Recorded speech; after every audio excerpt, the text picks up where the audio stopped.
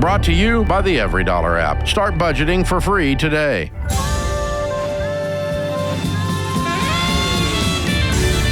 Normal is broke and common sense is weird.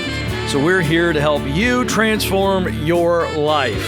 From the Ramsey Network in the Fairwinds Credit Union studio, this is The Ramsey Show. Alongside Jade Warshaw, I'm Ken Coleman. The phone number to jump in is 888-825-5225. Breaking news, folks. It's rare that I ever get to do breaking news, and I love breaking news. We're going to get to the calls, but I got to tell you, I was just informed not very long ago, just a couple of hours ago, that I'm sitting next to not just the fabulous Jade Warshaw, as I want to introduce you, Yes. but the best-selling author, Jade Warshaw, the new book, What No One Tells You About Money, a national bestseller. We're talking about an unbelievable out-of-the-gate performance. We're talking about all books out there, and she's at the top of the list. Congratulations, my friend. Thank you, my friend. I appreciate that. Very exciting. Just the beginning of this book and its impact is being celebrated today, but I wanted to say congratulations. I know you, the audience, are very happy, and for those of you that supported this amazing message, that's going to actually help you. Thank you. Yes. So, you ready to roll? I was hoping you had Bestseller. like a toast or a drink or something, a bourbon or something. I don't. I have a. Well, there's a lady in the lobby and her. What is that, lemonade? It's Minute Maid lemonade. Sure. We'll take an honorary swig of that. Yes, we will. Let's go to Megan, who's joining us in Baton Rouge, Louisiana. Megan, how can we help today? Hi, guys. Hi. I am going through some changes. You know, my income is my family's income is drastically changing. What's happening? Basically, my spouse is going away for some time. You know, we're unsure of that timeline, maybe 2 to 10 years. None of that's finalized, but I'm trying to get, ahead, basically, of our finances. Going away for some time, I just don't want to assume anything. But I think you mean he's going to jail. Yes. Oh. Yes, unfortunately. I don't want to get into... Sure, that's fine. Okay. Totally get it. That, Just wanted to make sure we understood what you're dealing with. And tell us again the basically. timeline. Maybe 2, maybe up to 10 years. And when? When? Well, he's in the jail right now. Okay. But he just was arrested last week, so it's very early. Okay. So I'm just trying to get ahead so I don't get behind. Yeah, tell us. Really. Tell us what the financial impact will be as relates to losing his salary. So, he owns a lawn care landscaping business. We also have 3 rental homes that bring in income, and he's the handyman for those rentals. Okay. So he's usually brings in, between $10,000 and $15,000 a month. Okay. What about you? Do you work at all? I work full time, and I bring in about $4,000 a month after taxes and insurance. Okay. Are there children? We have 2 children, yes, 11 and 17. The 17-year-old's in her senior year right now. They both go to private school. Crazy question. Yes. Is the lawn care landscaping business, is it thriving? He does good on it. He can. Sounds like he can it do is. good at it. Yeah. So here's where I'm going here, and I don't want to get too into the weeds here, but because all of this is coming at you like a tornado. Yeah. I know you have a lot going on, but if I'm sitting in your shoes, I'm trying to figure out with him how you can keep that business going. Does he have people that work for him, or is he doing all the work?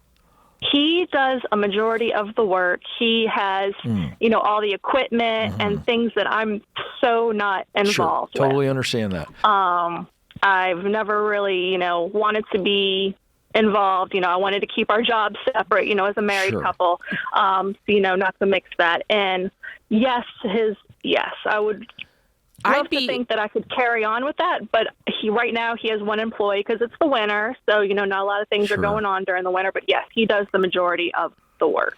I'd be wondering if there's a secondary person you could bring on to take his place. Too. Yeah. And the deal is, you're getting the benefit of having basically my book of business. And so we're splitting the profits in some way. Yeah. And so instead of losing out on $15,000 a month, maybe you're only missing out on $5,000 or $6,000 a month. Do you see what I'm saying? And so essentially there's either maybe a 50-50 split or something there. That's what I'd be looking to do, because you would not want this to go down the drain simply because, I agree. And again, I don't want to stay locked in on this, but this is actually relevant to why you called. If I'm you, and Jade gave you one option, bringing somebody in as kind of a quasi, feels like a partner is what you were suggesting. I'm suggesting you talk to your husband, and this is like legal pad simple, right? And you're going, okay, babe, how many hours a week are you actually doing something in these lawns versus who does the accounting? I would get a brain dump from him and talk to him as though this is possible, because I think it's possible. And I would go the route of trying first to just get a guy who needs a good paying job, who likes outdoor work, could be even a young, sharp high school kid who's graduating. He doesn't want to go to college, wants to go in this field. And you go, tell you what, here's my situation. I need somebody that I can count on, and here's what you're going to do. I'm going to pay you really well, and you're going to learn this business for yourself.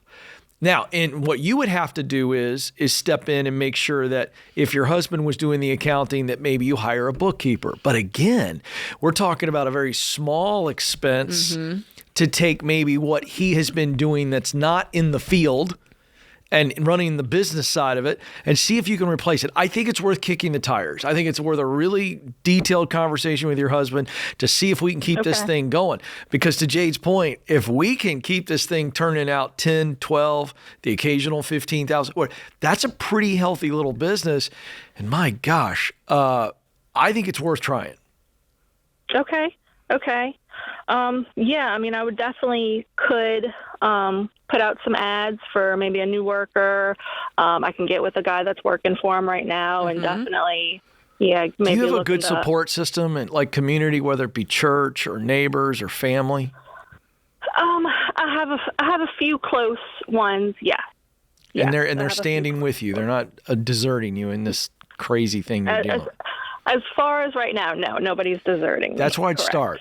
I wouldn't do ads right away. I think you need people who are going, hey, I totally am with you. I see where you are. I understand what's going on, and we're going to rally to try to help you with this plan. Okay. We want to try to keep this income going.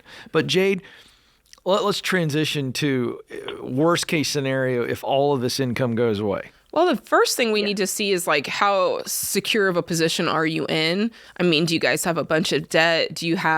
Tell us more about your kind of month-to-month situation. So, the only debt that we have, so our personal home, our mortgage is about $4,000 a month. We owe about $260 left on that. Any other big debt? The other one rental house is mortgaged, and we owe about $140 on that one. I'd be looking to simplify this if I were you. I want you to go home. I want you to write out all of your debt, consumer debt, and then I want you to consider it might be worth it to offload one of these mortgages, take the equity, and pay off all of your consumer debt, because you want your expenses as low as possible going in, especially with the changes coming possibly to his income. Hang on the line. We want to get you into EveryDollar, our gift for a year, and I want to get you with a financial coach to help you deal with the trauma and the details.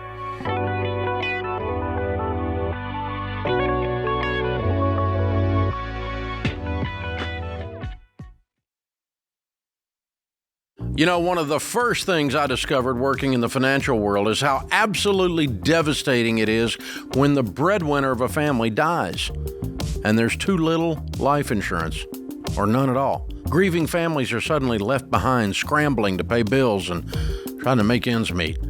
I also discovered that there are a lot of rip-offs in the life insurance world, like that whole life crap posing as an investment opportunity. What you need is level term life insurance, usually 10 to 12 times your income, which is the smartest, most affordable way to protect your family. The key is finding an independent broker who represents a ton of companies and works for you, not for the insurance company. This is exactly what my friend Jeff Zander and his team at Zander Insurance are all about. They shop the term life companies to find you the best options, and they've been around for over 95 years. So you know they'll be there when you need them. Zander is the real deal, and that's why they've handled all my personal insurance for over 25 years. I trust them, and you can too. Visit Zander.com for instant online quotes, or for a more personal touch, give them a call at 800-356-4282.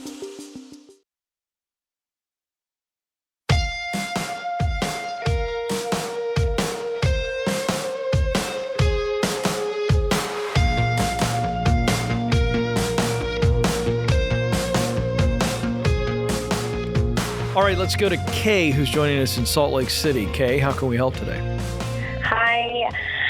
Thank you for your help. Sure. So I have a 19-year-old at home.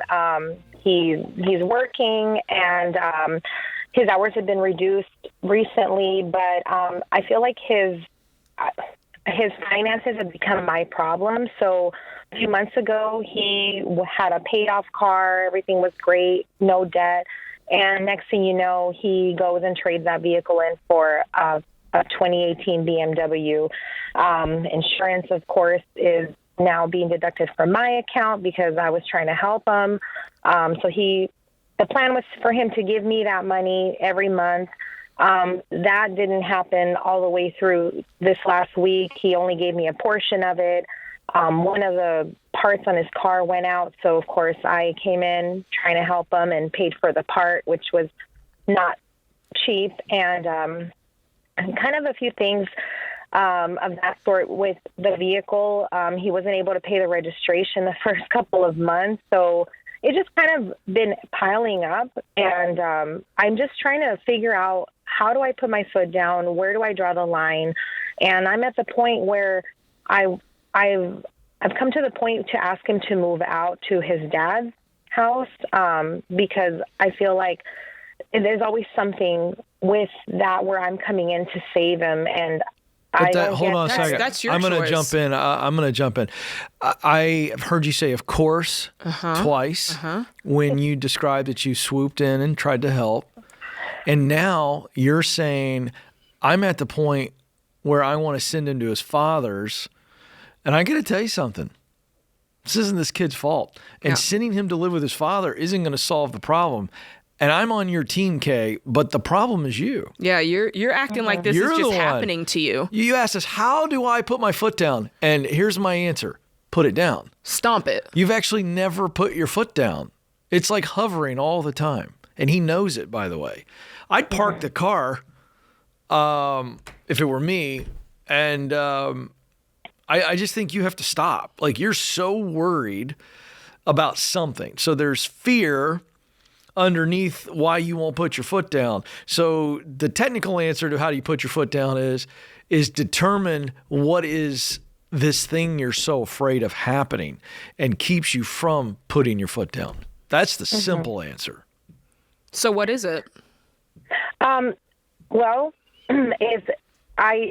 I'm trying to not have him make the same mistakes I did when I was younger, and screw up his credit score, and there's just so many things of like getting into so much debt. Did you learn anything from those big mistakes?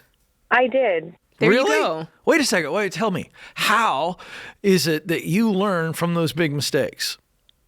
Well, I was on the side of him not getting this loan. I was advising him to save his money. No, you didn't answer my that's not question. the question. What Ken is asking you is the mistakes that you made, what did you learn from them? When you were his age, what did you learn? Wow, I don't know how to answer that. Yes, you do. Yes, you do. Here's what we're getting at. What we're getting at is mistakes are necessary. That's how we learn.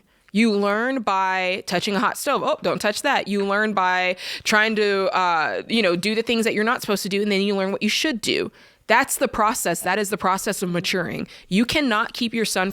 If you seek to keep your son from making mistakes, you are robbing him from the opportunity to learn. period. Yeah, and I agree, and that's why I want to put my foot down. I just don't know how far is too far. You're not even close to too far. You're not even close.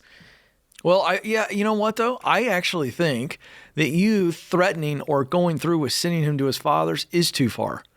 Because I'm going to tell you, and again, I'm not picking on you. But hold on. That's not even too. That's not even. It's too far. I got to say this though. It's too far.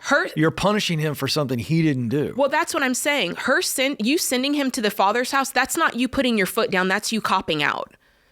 So that's why I said you're not even close, because this is something you must deal with. Yeah. And if you send him to the father's house, I sound like a sermon here. If you send him over to his father's house, that's you ducking out and going, I don't want to deal with this. I'm just going to take myself out of the picture. And we are suggesting that you stay fully in the picture and deal with your portion of this issue. Yeah. I guess. Sorry, what I'm trying to explain is I'm sending him over because I'm helping him as best as I can, but I give him advice and he doesn't take it. No, you're not. You're not helping him. You're actually hurting him, and you're hurting him by bubble wrapping him. Mm-hmm. This kid's bouncing around because he knows there's no jagged edges. There's no chance he gets financially bruised because mom is always there. And I will tell you, you will hurt this kid's spirit if you send him to his father's for something he didn't do. I think the best thing you can do for him is to confess to him today. I have been so soft. Here's why. I'm afraid of this and this and this. And because of my fear, I did what every parent and every person who's a fearful person does. We try to control. And Kay, I'm talking to you as a man who's guilty. If I lined up all three of my kids, I got a 17, 18, 20, and I've confessed this to them where I have done this. So I'm being real with you right now. Mm-hmm. I was so controlling for a season in my life. I created more strife in my house because of my fear, and my fear made me controlling, and my controlling created unnecessary tension. Okay. And in your situation, and I want Jade to check me on this, what we're hearing is, in your attempt to allay your fears, and I'll bet you there's more fears you haven't even identified, but I appreciate you sharing one with us, you are actually harming him. You called us today to say, how do I do it? This is a massive self-awareness moment for you, and then a massive confession to your son. And in the confession, you say, so I cannot in good conscience allow you to do this anymore. So as your mom, here's how this changes. Mm-hmm. This car, I'm taking your keys and it gets parked until this happens, this happens, this happens. I'm just telling you, that's what I would do. But first with a confession so that he realizes, oh, mom is actually trying to help me. He may not like it, by the way, but it's far better than you going, I'm washing my hands. I don't know if you know the story in the Bible where Pontius Pilate, the crowd wants to crucify Jesus, and he goes, all right. And he literally washes his hands and says, you take over. I think that's what you're doing if you send him to his dad's house. Okay. I see your point. I'm just trying to navigate through this and see it's gonna suck. Where do I stop helping him? And now stop. Like you said, stop bailing him out on any of the car expenses. I think you swapping your mindset on this right now, you're viewing it as a him problem and a him thing that I need to stop, and a him problem I need to solve, and a him thing that I need to keep from happening. Yeah. This actually doesn't have much to do with him. It has way more to do with you. This really is, to Ken's point, a you problem and a you self-awareness moment. I like that Ken said that. And I think by way of you figuring that out, it will solve the whatever him problem that exists. Because think about it, he's really just doing what a kid his age is gonna do, which is see what the boundaries are, see if what he can get away with, see if mom and dad that's what he's wired to do at this age. His frontal lobe, Jade, isn't even close to fully developed. Yes. To your point. Yeah, you guys. So I mean, yeah, I'm not gonna beat a dead horse on this, but I agree with Ken 100%. But listen, Kay, we want to encourage you. Okay, we shot you straight, but I want to encourage you. You're not a bad mom, so don't beat yourself up over this. but literally just say, hey, buddy, I blew it. It's going to freak him out, possibly. Probably going to make him a little mad. But That's all right. You got to stop it now. And then you'll find that one of these days you'll really look back and go, I don't regret that I did this. So hang in there. Get your chin up, Mom. This parenting stuff is hard. You have a phenomenal heart. You're a great lady, okay? So we're not beating you up, but a little tough love here just from experience from my side of things. And I've been there. You can do this.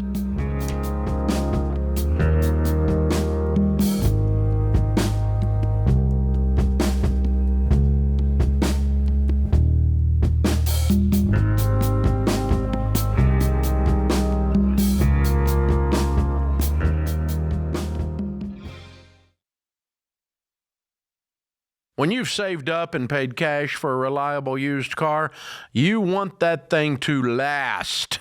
And the best way to keep it running for the long haul is to take care of it with people you trust. That's why I'm proud to welcome Christian Brothers Automotive as the official auto repair partner of The Ramsey Show. At Christian Brothers, they treat you like family. You'll get digital vehicle inspections so you can see exactly what your technician sees, a complimentary shuttle to keep you moving, and every repair is backed by their nationwide Nice Difference warranty. They've even been ranked #1 by J.D. Power for customer satisfaction among aftermarket full-service maintenance and repair providers 6 years in a row. Visit jdpower.com/awards for the details. So if you want your paid-for car to keep going and going, trust Christian Brothers Automotive. Visit cbac.com/Ramsey to find your local shop and get an exclusive Ramsey discount of 10% off your visit. 10% off, up to a $250 value. See store for details.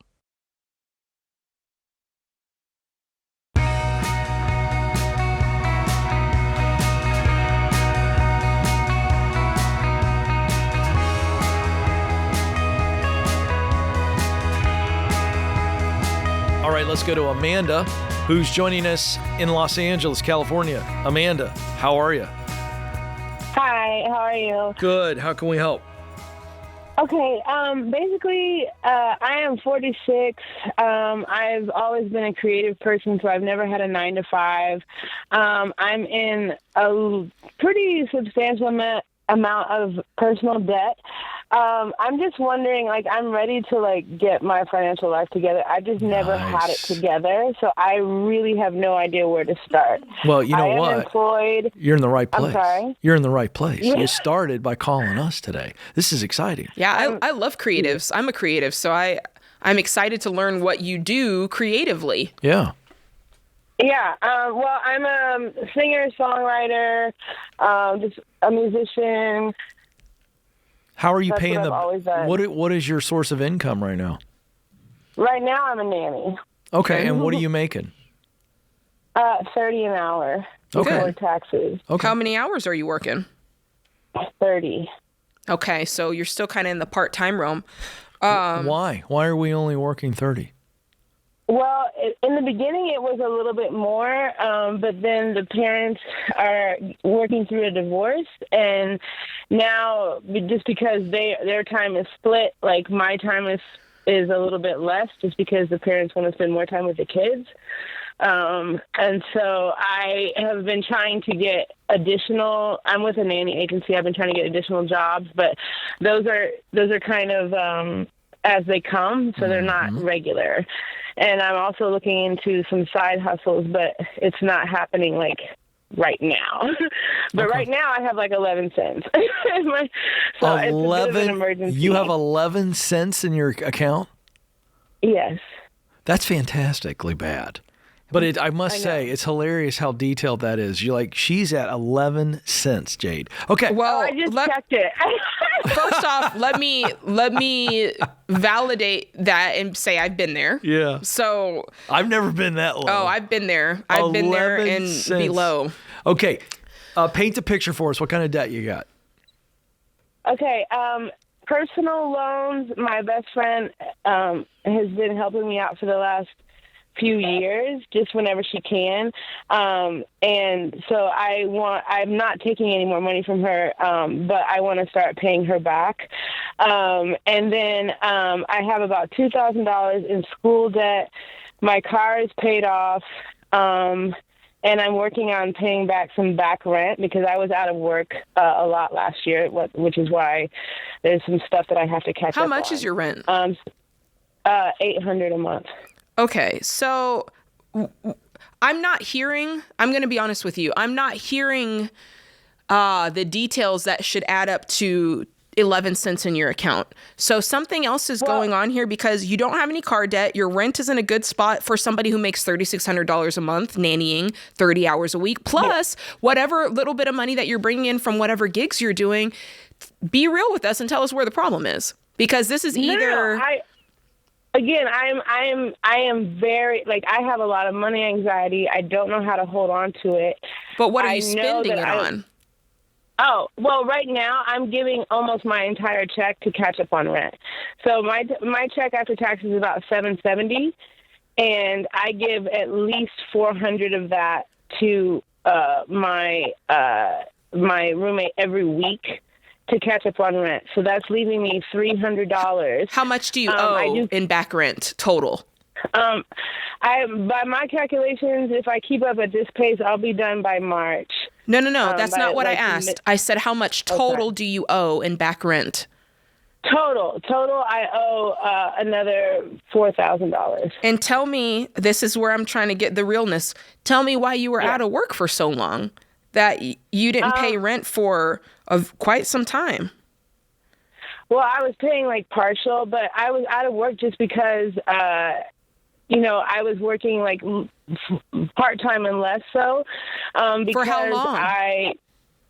This is probably about a year. I've also been working through a lot of depression. I've had 2 parents die in the last 2 years. Okay, now we're getting somewhere. I'm trying to make I don't want to make excuses. I know that I did those aren't excuses.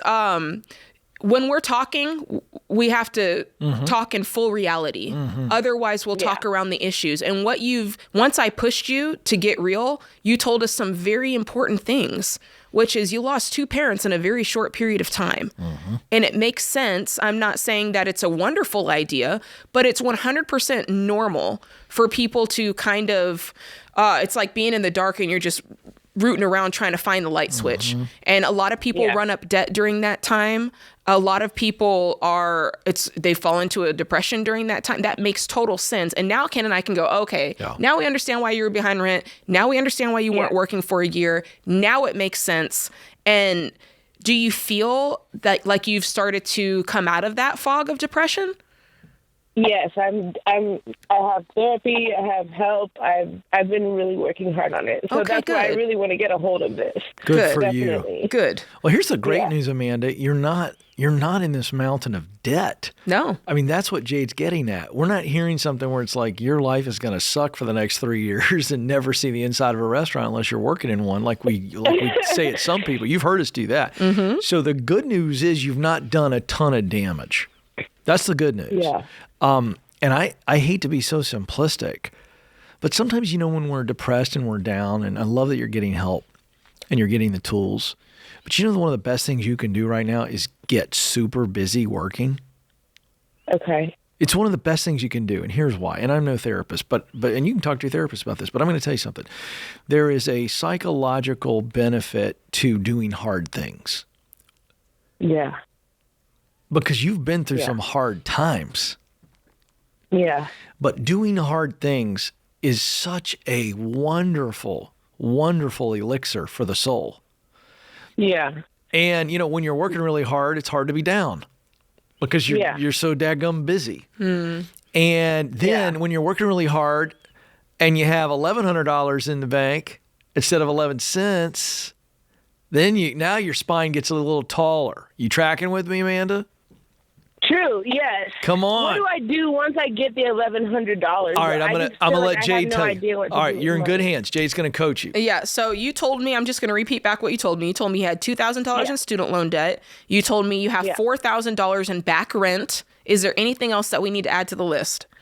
Oh, the personal loan was about $30,000. $30,000 in personal loan. That's the big one. Oh, that's okay. We didn't catch that one. So what we're going to do, can you tell me the payment for the personal loan? What do you pay every month for that? I haven't started paying it yet. When does it start? My friend lent me money over a period of time, and I haven't taken any money from her, but now I'd like to start paying her back. So there are no terms. So your friend lent you the $30,000. Okay. So here's what I would do. I would start by focusing on this back rent. And that's what we would tell anybody. If they're behind on their rent, mortgage, you got to do that first. That's your livelihood. You need that. So the $4,000, I would go ham on that. It sounds like you've got $3,600 a month. And after the $800, after your little dinky student loan payment, because it can't be that much on a $2,000 loan, you should have so much money at your disposal, right? Okay. Do you? Okay. I don't feel like it right now. I mean, I'm paying. I just feel like every check I have about $90 for gas because I commute to work, and that's it because I'm giving all my money. So here's what we need. Here's what we need is we need a budget, because right now, just given the numbers that you've told me, you should have lots of money to put towards this. So what I want you to do, we're going to give you EveryDollar. Christian, who picked up before, is going to pick up again. You're going to get EveryDollar, and you're going to put every bit of money that you've earned into that budget. And really what I want you to do is go back and look at your bank statement for last month and see how much did I get paid? Where did the money go? And do an audit on that, because I think you have more money than you think, and it's being spent in ways that you're not realizing. Because from what I hear, you've got a pretty basic life financially, and there should be lots of margin going towards paying back this back rent. So that's going to be first on your list, and then we're going to head into the student loans. But you got to know the numbers before you can make progress.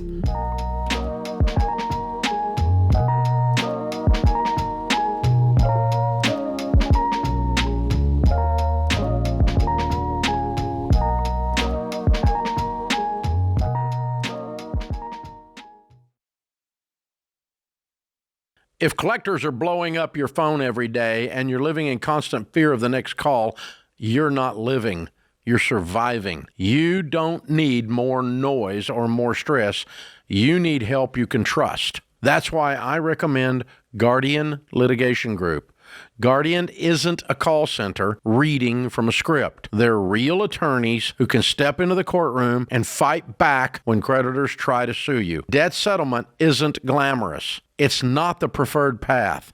I'd still rather see you pay it off the old-fashioned way. But if you're overwhelmed, out of options, and trying to avoid bankruptcy, Guardian can help quiet the chaos and give you a real way forward with no upfront fees. Their attorneys have helped more than 55,000 people settle over $600 million in debt. And when the noise stops, you can breathe again. To learn more, go to guardianlit.com/Ramsey. That's guardianlit.com/Ramsey. Attorney advertising. Results may vary and no specific outcome is guaranteed.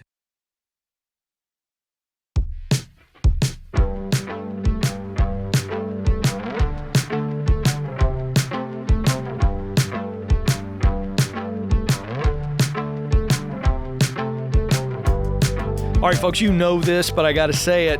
We need to be reminded of it. Buying or selling a home is a massive deal. You don't want to just go willy-nilly with that when you want an expert in your corner. The Ramsey Trusted Program is the only way to find a top agent who will make sure that this sale or this purchase is a blessing, not a burden. So you can find a local Ramsey Trusted Real Estate Pro for free. And you can do that at RamseySolutions.com/agent, RamseySolutions.com/agent, or because James Childs, our fearless leader, does such a good job with the show notes, you can just go to the show notes. I call it a cornucopia of goodness. Do you know what that means? A cornucopia. I do know what a cornucopia is. Did I say that properly? I think that it was an extreme way to say it, but I'll go with you. The cornucopia is just full and overflowing of all kinds of goodness. That's the show notes. Because anything we say, if we have a link, I just want to make it clear, the show notes. Just go right on over there. I'm here for it. Cornucopia. Yeah, see? Add it to the people won't literary forget bank. about the show notes today. It's a cornucopia of goodness. Thank you very much. Brittany is joining us now right here in our backyard of Nashville. Brittany, how can we help? Okay, so I think I'm calling in today to maybe get permission to do something with our money. Well, it's your lucky day because I am in a permission giving or denying mode. I'm feeling pretty good, Brittany, so. We have approximately $2 million in cash. That doesn't suck. No, but making decisions does actually suck. Where'd the cash come from? So personal savings plus some investments that we cashed out. We have been sitting on some cryptocurrency that we actually planned to use for this purpose, for building a new home. So now we are getting into the nitty-gritty. It's coming in at about 1.2 to 1.4 to build this home. Great. And so, yeah, great. So this would be our forever home. It's at the school that we want our children to attend, that they already attend. Mm-hmm. What's bothering you, Brittany? What's bothering you? It's a big number. And I think we're dealing with a little bit of imposter syndrome here. I think Understood. When we got married, we had nothing. And in fact, as soon as we got married, I got laid off from my job. About 4 months later, we have 3 children. We own our own business.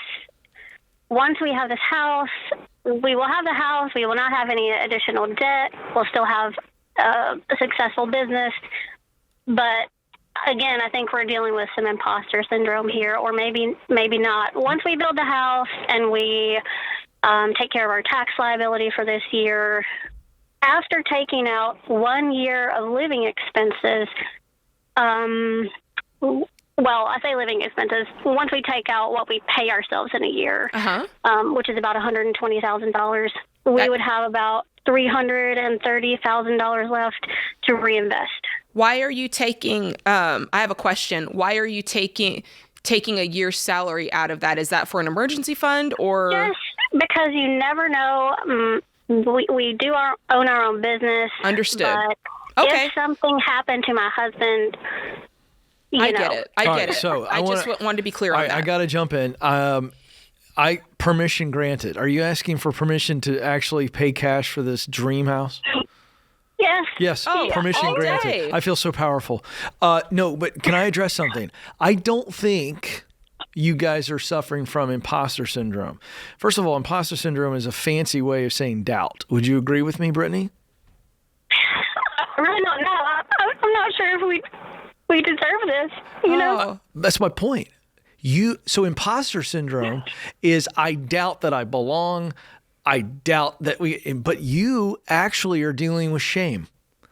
There's some level of shame, not because you did something. Many times people hear shame and they go, oh, no. I think it's because what you guys come from. You said it. We come from nothing. I think you said something to that effect. Is that right? Yes. Okay, great. That's what it is. You guys aren't suffering from imposter syndrome. You're suffering from fear. You actually are afraid that if you spend this kind of money, all this huge money, which $2 million is a lot of money. If we spend it, we're going to somehow screw up, and that's not the safe thing or the smart thing to do. And I would actually tell you that this is absolutely incredibly smart. This is a huge real estate investment that you could get the money back. You know it, and I know it. There's zero risk on this. I mean, we're talking about, the world coming to an end, sure. But outside of that, you guys, this is not a risk. And I'm just curious. I want to walk you through a super fast exercise. How many years did it take you to amass the $2 million?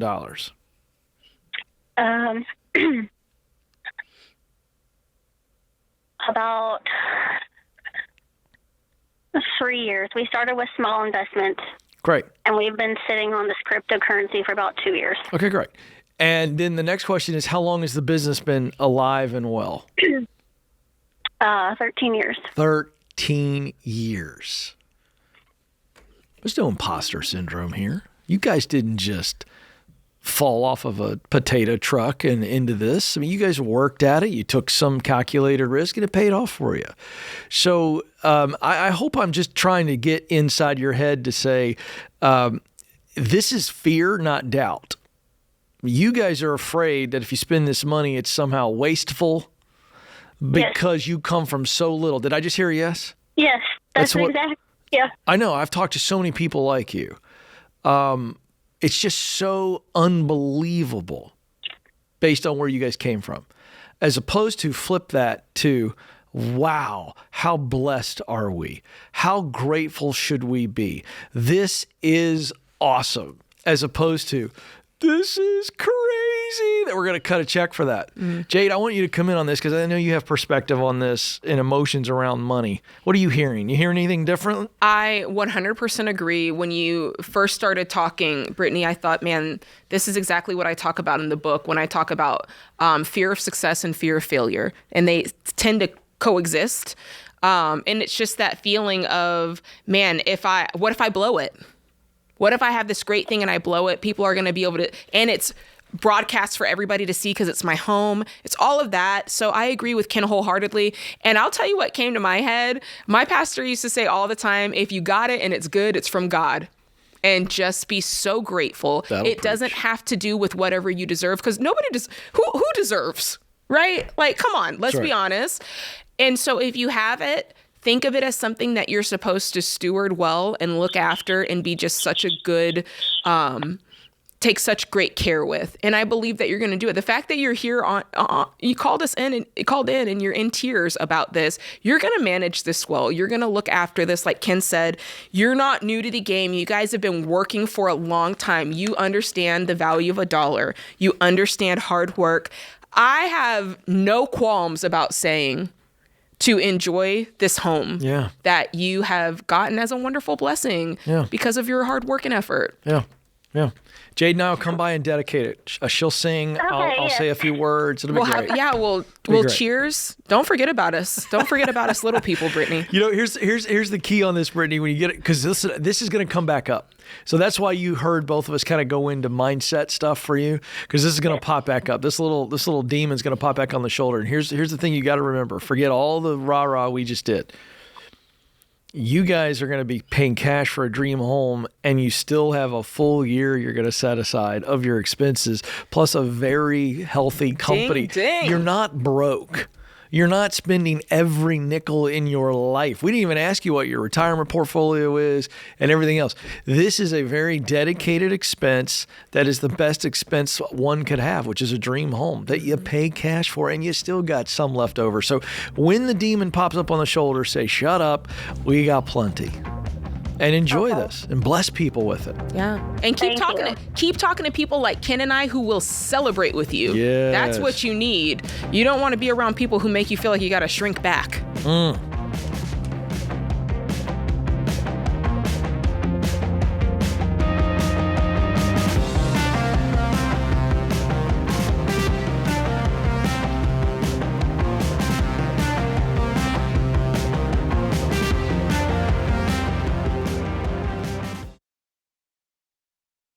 We all want peace with our money, our homes, our schedules, but having peace online is important too. Most of the time when you sign up for a coupon, enter a giveaway, or click yes to another email list, your personal info like your name, your phone number, your address gets collected and sold by data brokers. And before you know it, your inbox is overflowing, your phone's full of spam calls, and your data's floating around who knows where. That is why I love what Delete Me does. Their team of privacy experts finds your personal info on those creepy data broker sites, gets it removed, and keeps it off. It is simple, it's safe, and it gives you more peace of mind. That means fewer spam calls, fewer scams, and way less digital chaos. You have worked so hard to find peace with your money. Now it's time to find peace with your digital life. Start protecting your privacy and your peace today. Go to joindeleteme.com/Ramsey for 20% off an annual plan. That's joindeleteme.com/Ramsey.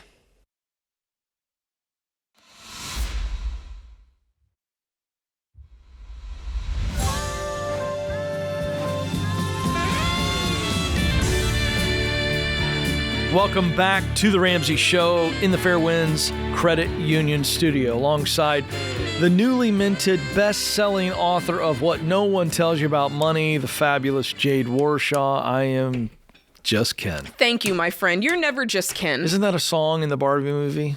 I'm just Ken or something like that. I could be wrong. It's bothering me that you've seen the Barbie movie and I have not. I haven't. My daughter has. Oh, okay. Told me about it. And how do you know? Oh. Because there's lots of songs around Ken. The famous just asking for a friend. My friend saw the Barbie movie. Okay, no, this is a true story. No chance. I paid for my daughter to go with her friends, but no chance I was going to try to sleep through that because I would have slept through that. Do you know what I mean? I can't watch any like kids movies or anything that's not interesting. If you say so, Ken. 20 minutes in, you're out. Catching flies. That's what happens when I try to watch Star Wars. Out like a light. Hey. All right, we have to spend more time off air on that statement. Yes. I don't know what's wrong with you. Okay. Whew.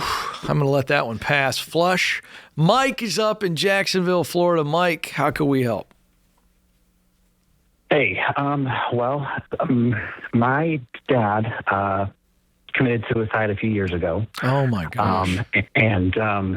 He, when that happened, I flew there and handled everything. And my grandma decided that she would take what would have been my father's inheritance and give it to us kids, his portion of it. She asked me if it should be me and my siblings or just me, since she doesn't have a relationship with them. And I said, just put me for now. There's a little bit more nuance than that, but my concern is what do I do? I feel like they are entitled to something. But every time they get any type of lump sum or they make any type of advancement in their life, they do things to sink themselves even further. They both have kids, and I'm scared that if they just get a lump sum, it's going to do a lot more harm than good. Okay, can we rewind a bit? Yeah, my first off, I'm so sorry, so very sorry for your loss. But the first question, Ken, that I have is Grandma still with us, or has she passed? She is. Okay. Not yet, but she is. I've been in contact with my family, and she's closing in on that time. And so this is becoming more and more of a reality. And how much money are we talking about? It depends on exactly how long she remains, but it could be anywhere from 100 to about 120K total. And was she the sole beneficiary of your dad's will? So my dad didn't have anything. So when my dad died, there was nothing anywhere. We were just left with debt. So no one got anything from my dad. But I thought that's how you started off the call. Forgive me. No, is... Sorry. It's her inheritance? It's what she wants to leave, that she was going to leave to their dad, but now that he's I apologize. Gone early. I thought I was listening. Right. I was trying to listen. I apologize. That's all right. Okay, so grandmother, has it been written in the will that you're the only beneficiary, or are we still chatting about this to write it down? It is just, it's me and then my dad's siblings, so my aunts and uncles, and there's 4 of them and then me in my dad's place. So this is already split 5 ways. The 120. Not the 120 would be my portion. Okay. Understood. Okay, so after the aunts and uncles, there's 120,000, and you're deciding, do I split this with my siblings? How many siblings do you have? 2. Okay, so there's 3 of you guys, and your other 2 siblings, you're like, hey, they can't have a lump sum of money. They'll do this, and that. Are we talking about? I'm trying to understand the level of immaturity. Are we talking about they'll do drugs and drink it and gamble it away? Or are we talking about, hey, they have a car payment. I don't believe in car payments. Tell me what level we're talking about. So my middle brother, he has 5 kids total, only has custody of 1.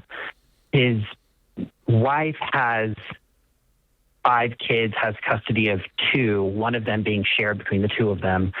They live in an apartment. My brother went through bankruptcy a few years ago, and the second he was finished with bankruptcy, bought a $2,000 dog and was making payments on it. Then he got a new job, was making good money, and immediately bought a brand new car off the lot, and it has these giant payments.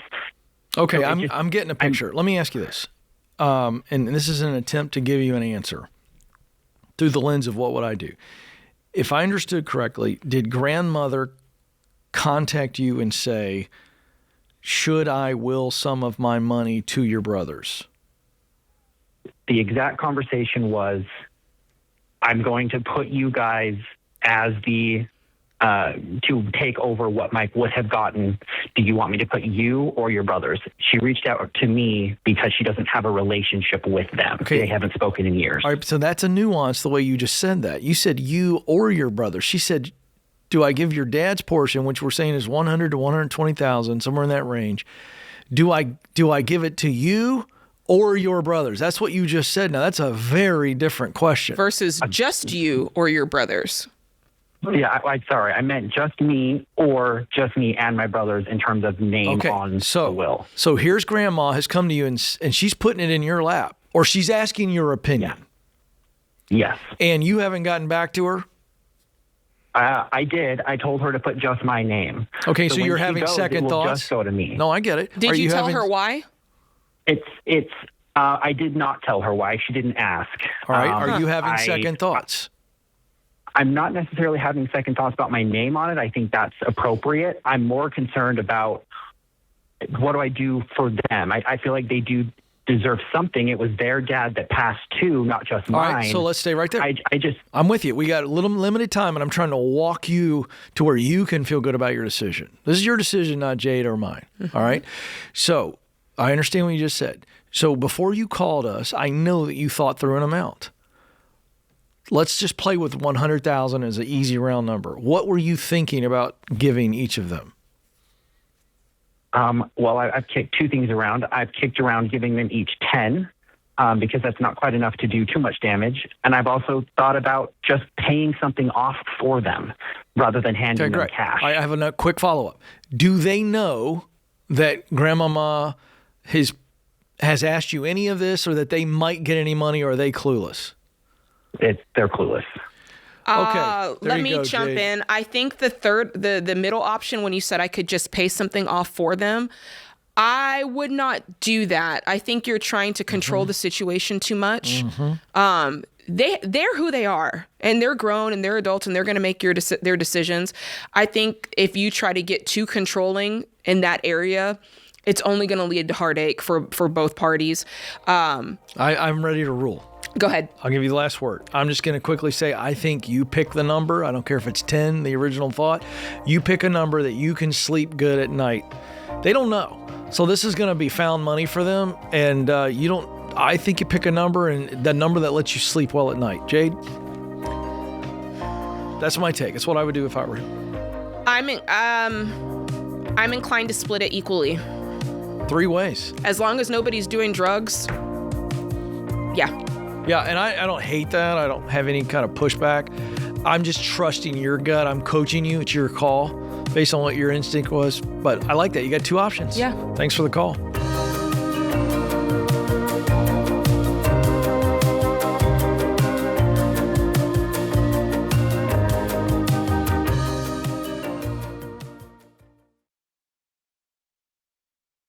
After the holidays, a lot of people start feeling budget pressure, and it's a wake-up call to get intentional. So listen, don't fall for buy now, pay later cell phone plans that drag you back into debt. Boost Mobile keeps it simple with no contracts and no nonsense. Keep the phone you already own and pay just $25 a month forever for unlimited data, talk, and text. That's real long-term value and real peace of mind. So budget like you mean it and go to boostmobile.com/Ramsey today to make the switch. That's boostmobile.com/Ramsey. Restrictions apply. See boostmobile.com/Ramsey for details.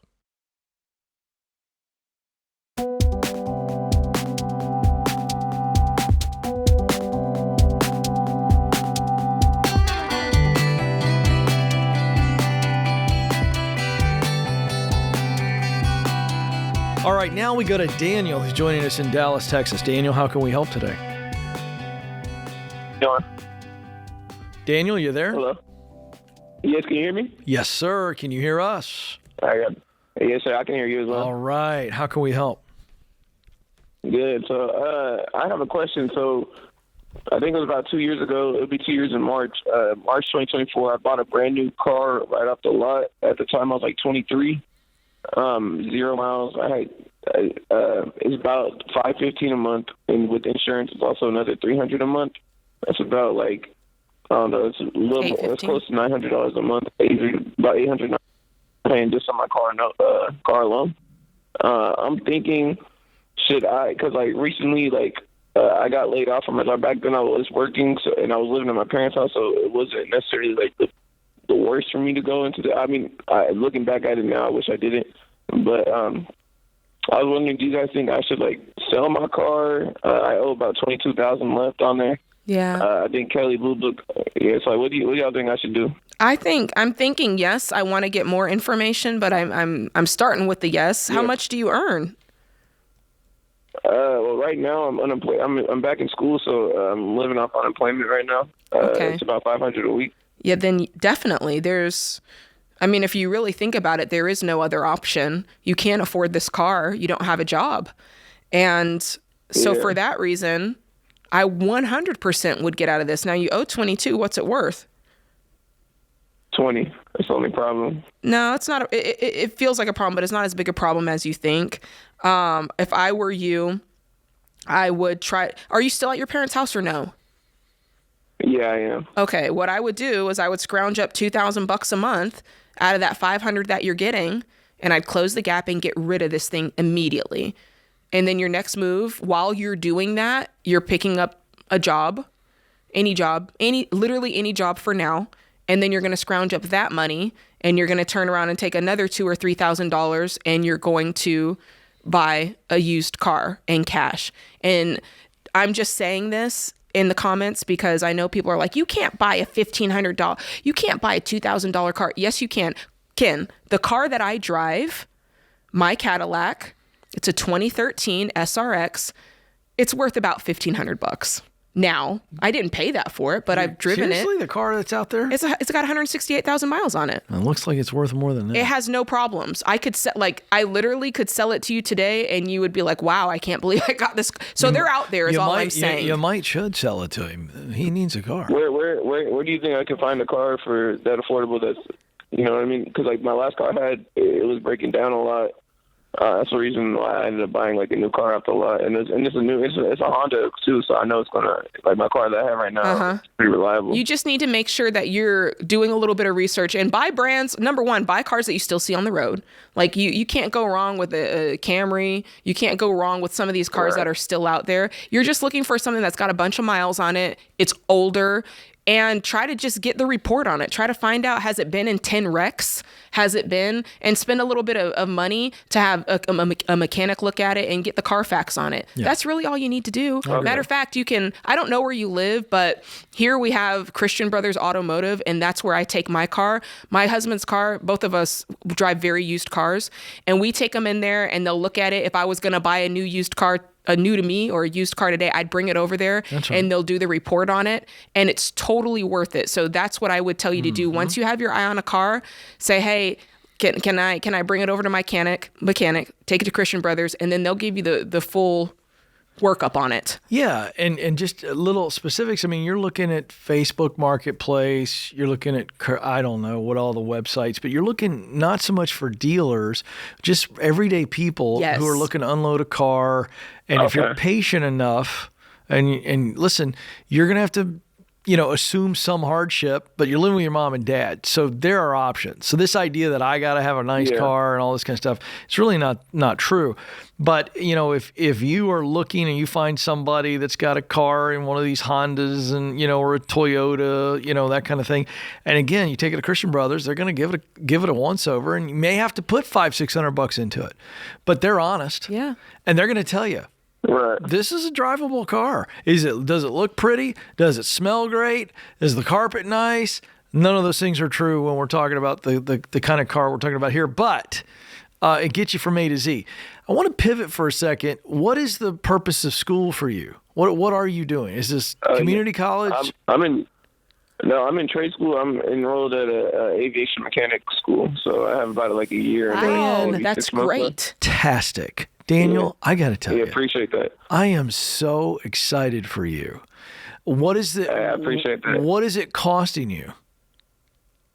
It's like about 40,000. I took a loan. I wish I'm thinking about enrolling because I was talking to somebody in my class today about it, about like enrolling in the reserves because I think they can like cover. I'm not mad at that idea. I don't dislike that either. I don't want you spending $40,000 on this trade school. But so if you can get out of that and not do that, that's great. But I love the trade school option for you because you're going to make some really good money, my friend. Yeah, I love it. I love it. I just passed my final today. How old are you? I'm 25. I'm about to be 26. Yeah, I like that. I'm going to tell you what I like about what you're doing. I like that you were reflective enough to look at this car and say, this is not good. A lot of people would have tried to ride it out, kept it. I like that you're thinking about your future. You made a couple of mistakes. That's all right. You're on the right track. And Ken and I just want to really encourage you that you're on the right track. So do you believe, thank you. So talking to this guy, do you believe that you can get out of the commitment if you were to pull stakes and go to the reserves? In other words, are you on the hook? I want to make sure you're not on the hook for $40,000. Yeah, no, I'm not. Well, yeah, I am on the hook. That's the problem. Like I already took the loan and everything. You've already paid for the full thing. Yeah, it's already like paid for. You know what I mean? Like I see. So you've already got the loan, and the school gets their money up front, and then a year from now, is that when you're done, and then you start paying on the loan? Yes. Yeah, but like I'm starting to make like interest payment. I'm paying like I decided to pay like I think it's like $50 a month on the interest for now. Okay. How many hours a week? How many hours a week could you work if Jade and I just handed you an awesome paying job? And knowing your commitment to trade school, how many hours a week could you work? I'll probably do about like 20 to 30. Is there any kind of mechanical or apprenticing type work where you're getting a really nice chunk per hour? Fixing something? I was just talking to somebody in my school today. She's like, she helps find people to get jobs. Like that's her role is to do that, is like help you find a job. And so after you graduate, you can help get an AAP, but also while you're in school, great. Try to find like a airport. So she was telling me about some jobs that pay about like $22, $23 an hour that are basically like being a mechanic without the actual license. So I'm so proud of you for asking. But Daniel, the answer is yes. I'll take Sign me up. I'll take whatever you can find me. This woman you're telling me about is your new best friend. I'm not picky with the job. Like I really want an airport job just so I can get the flight benefits, but I'm not like I know right now, like at the end of the day, I just need a job that you do. Pretty sustainable. Because we got to get out of this car mess. Action A is what Jade told you. You sell the car. You borrow mom, dad's, they drive you, whatever. We scrape. We do whatever we got to do. We claw. And then we get to a point where we can buy a beater car. We talked about that. All right. We told you to go see Christian Brothers if there's one in your area. Okay. Now, and then it's just whatever you're making in this $23, $24 an hour job is going to pay off this debt so that you can knock as big a chunk of that out as possible so that when you hit the streets. Now, again, if you go to the reserves, it's not a bad idea. But I like the options you're considering. Lay them all out on the table. Seek the counsel of wise people in your life. Make the best decision for you, and just avoid debt, my man. I love that you're aware of this, but you can make really good money, and you got a bright future ahead of you, Daniel. Bright future. I appreciate that. Get rid of the debt and stay away from it.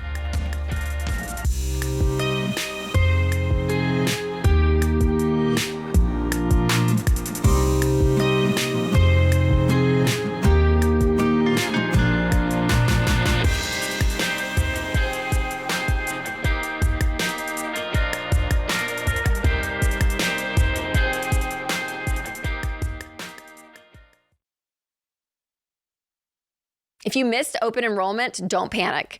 Most health plans lock you out for the year if you didn't sign up by December. But Christian Healthcare Ministries lets you join anytime. CHM offers a simple, flexible, and budget-friendly alternative to health insurance, and you can join anytime. That's right. No open enrollment deadlines. CHM is perfect if you're self-employed, starting a business, or in between jobs because it gives you options without those out-of-control COBRA costs. And CHM isn't insurance. It's a community of believers coming together to share medical bills and pray for one another. That's real peace of mind. You're not just sharing costs, you are sharing community. And families have trusted CHM since 1981 with billions of dollars in medical bills shared. You can see any doctor or hospital you want with no network restrictions, and members say that they often save hundreds of dollars a month compared to traditional insurance. So make a change that fits your budget and your values. Check out chministries.org/budget to learn more. That's chministries.org/budget.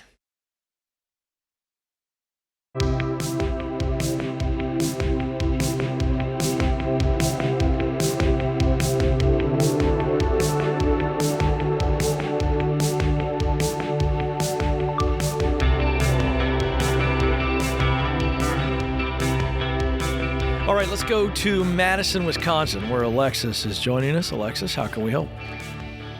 Hi, guys. Hi. So my boyfriend and I are newly devoted and intentional with our money individually. All right. We talk about marriage, we talk about our incomes, our debts, and all those goals. And so with that being said, when we get married, I am intrigued to the idea of having one joint checking account and savings account with our incomes being deposited and budgeted from that we share versus if we were to have separate checkings and then just like one joint account. How would those operate in the idea of unity? I mean, I like the first way you said that. That's the way my husband and I do it. I'm guessing, Ken, that's the way you and Stacy do it because there's full transparency there. The question that I'd be asking with the other way, having two separate checking accounts, and then you take your monies and put whatever amount you deem necessary into the joint account, it's kind of like, well, what's the purpose there? So I'd have a lot of questions around that. What's the purpose? Why wouldn't we both have access to the full amount of funds? Why wouldn't we both be planning what's done with that full amount of funds? Do you see what I'm saying? Yeah, and that's what I was wondering, and just between the two, I'm more intrigued to the just one joint checking and savings, but we just weren't sure what you guys would say. I would say that. I would say for transparency reasons and for the ability to be aligned and everybody to see what's going on and kind of have a, hey, all hands in the center, that kind of thing. If you guys are both open with that, I think that's fabulous. And I think you say let's do it. Now the multiple accounts thing, the only reason that I think people go for that is because there's still a bit of like independence that they want, and there's still this bit of mine is mine, lack of trust. I want to keep a little bit over here for myself. I don't want anybody to have to say about what I spend money on over here. I don't want to have to answer to anyone for this money that, do you see what I'm saying? So it really does beg many, many questions if you choose to do it that way, which I think you shouldn't. Okay, well, perfect. Yeah. Because we're both on the same page as being intentional together. Love that. We're married, it's great. You're going to have a greater level of trust, greater level of confidence. It's such a good move. It's what we teach. We don't believe that married couples should have separate finances. Come together as one. So, yeah, you guys are doing it great. Congratulations on all of this future dreaming and all this good stuff. We're here for you. As you move along, call us back, and we'll walk through that with you. Ken, when you and Stacy got married, was that an automatic, or did it take time for you guys to get that? It was automatic. Why? It's what our parents did. Yeah. I mean, we grew up in a house where there were two accounts, a checking account and a savings account. Mm-hmm. Right? Same.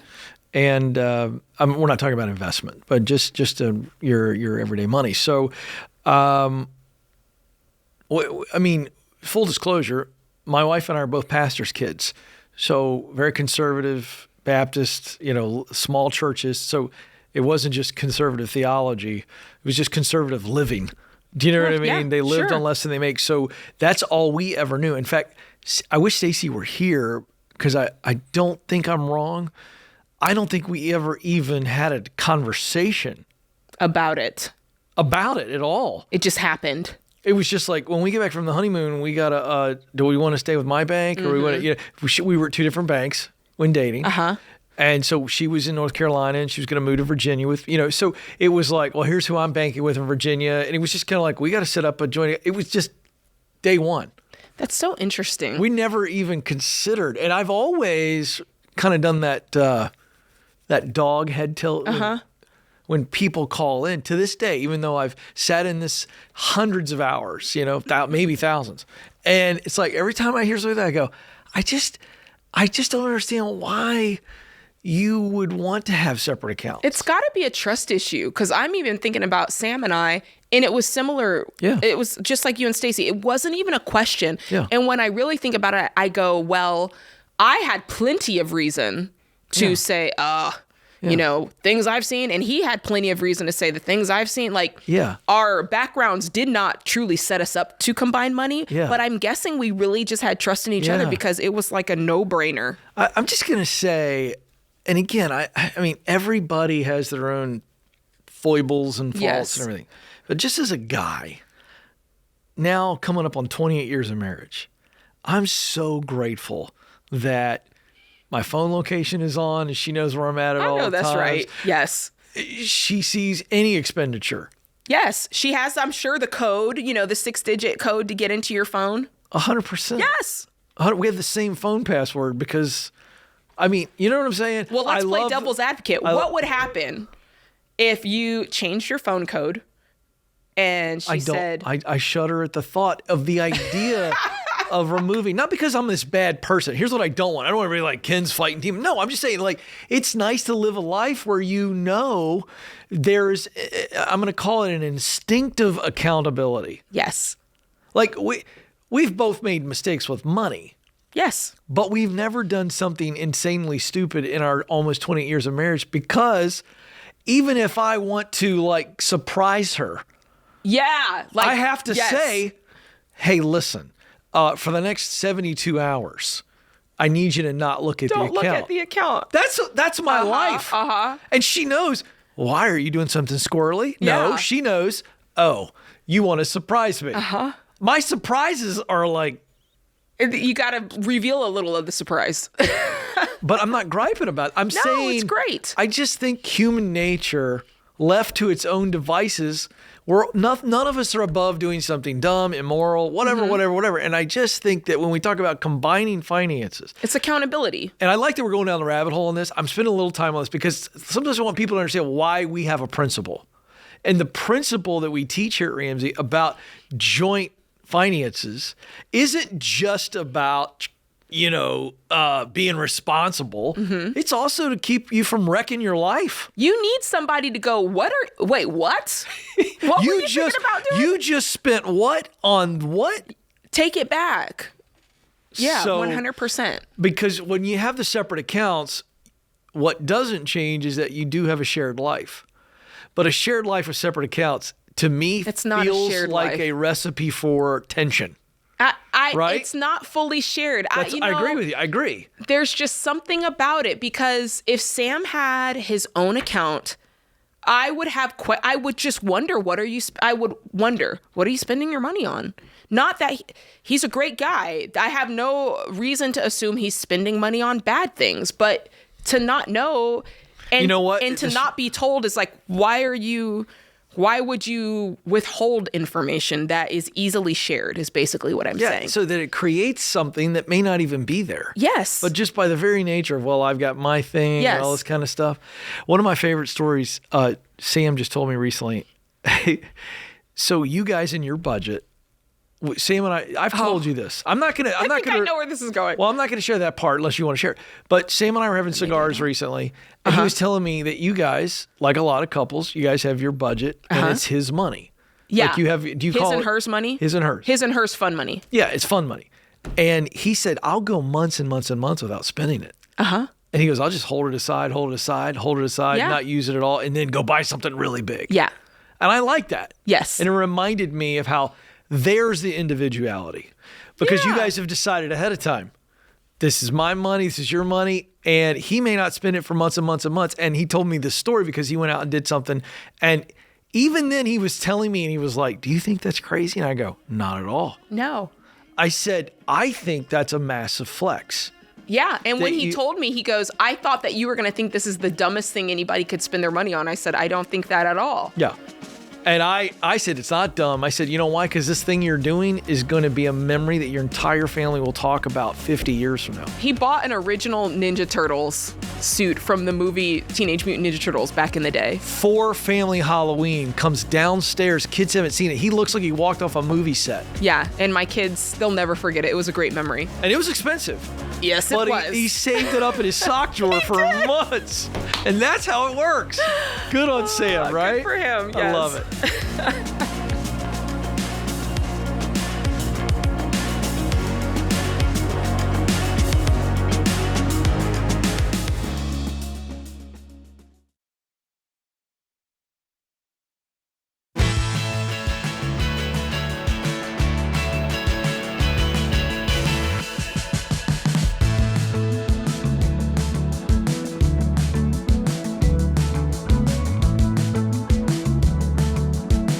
All right, folks, if you're wondering where all your money went in 2025, that's pretty normal. And normal's broke, but this year can be different. We want you to get a head start by downloading EveryDollar. EveryDollar builds your personalized plan and coaches you to find extra money. You can answer a few questions that we prompt you with, and you'll find thousands of dollars on average to be able to save in just the first 15 minutes. And of course, it still has the great budgeting features to tell your money where to go. So don't go another year feeling broke and stressed. Start EveryDollar for free in the App Store or Google Play. All right, 888-825-5225 is the phone number. Michael is up next in Knoxville, Tennessee. Michael, how can we help? Hey, guys. Appreciate you having me on. Big fan of the show. Thank you. How can we help? All right, so I'm going to try to kind of wrap this up. It's a lot, as quick as I can. I'm a football coach, high school football coach and teacher. A couple years ago, I took a job at a really prestigious school football-wise. It was a football move, but also, more importantly for my family, it was a financial move. Been making more money as an assistant coach, honestly, that I thought I ever would unless I became a head coach, which is a goal of mine one day.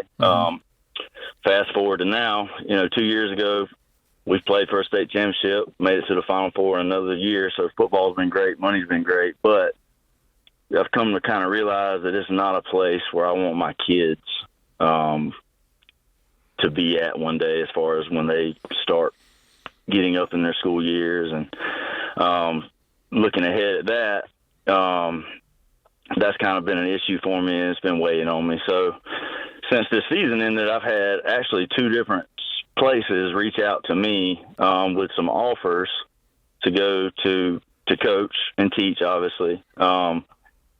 Both are kind of pulling at me in two different directions. I feel like I'm at a roundabout, not a four-way. So it's like, do I stay where I'm at making really good money knowing that it's going to kind of keep me away from my family more than I want?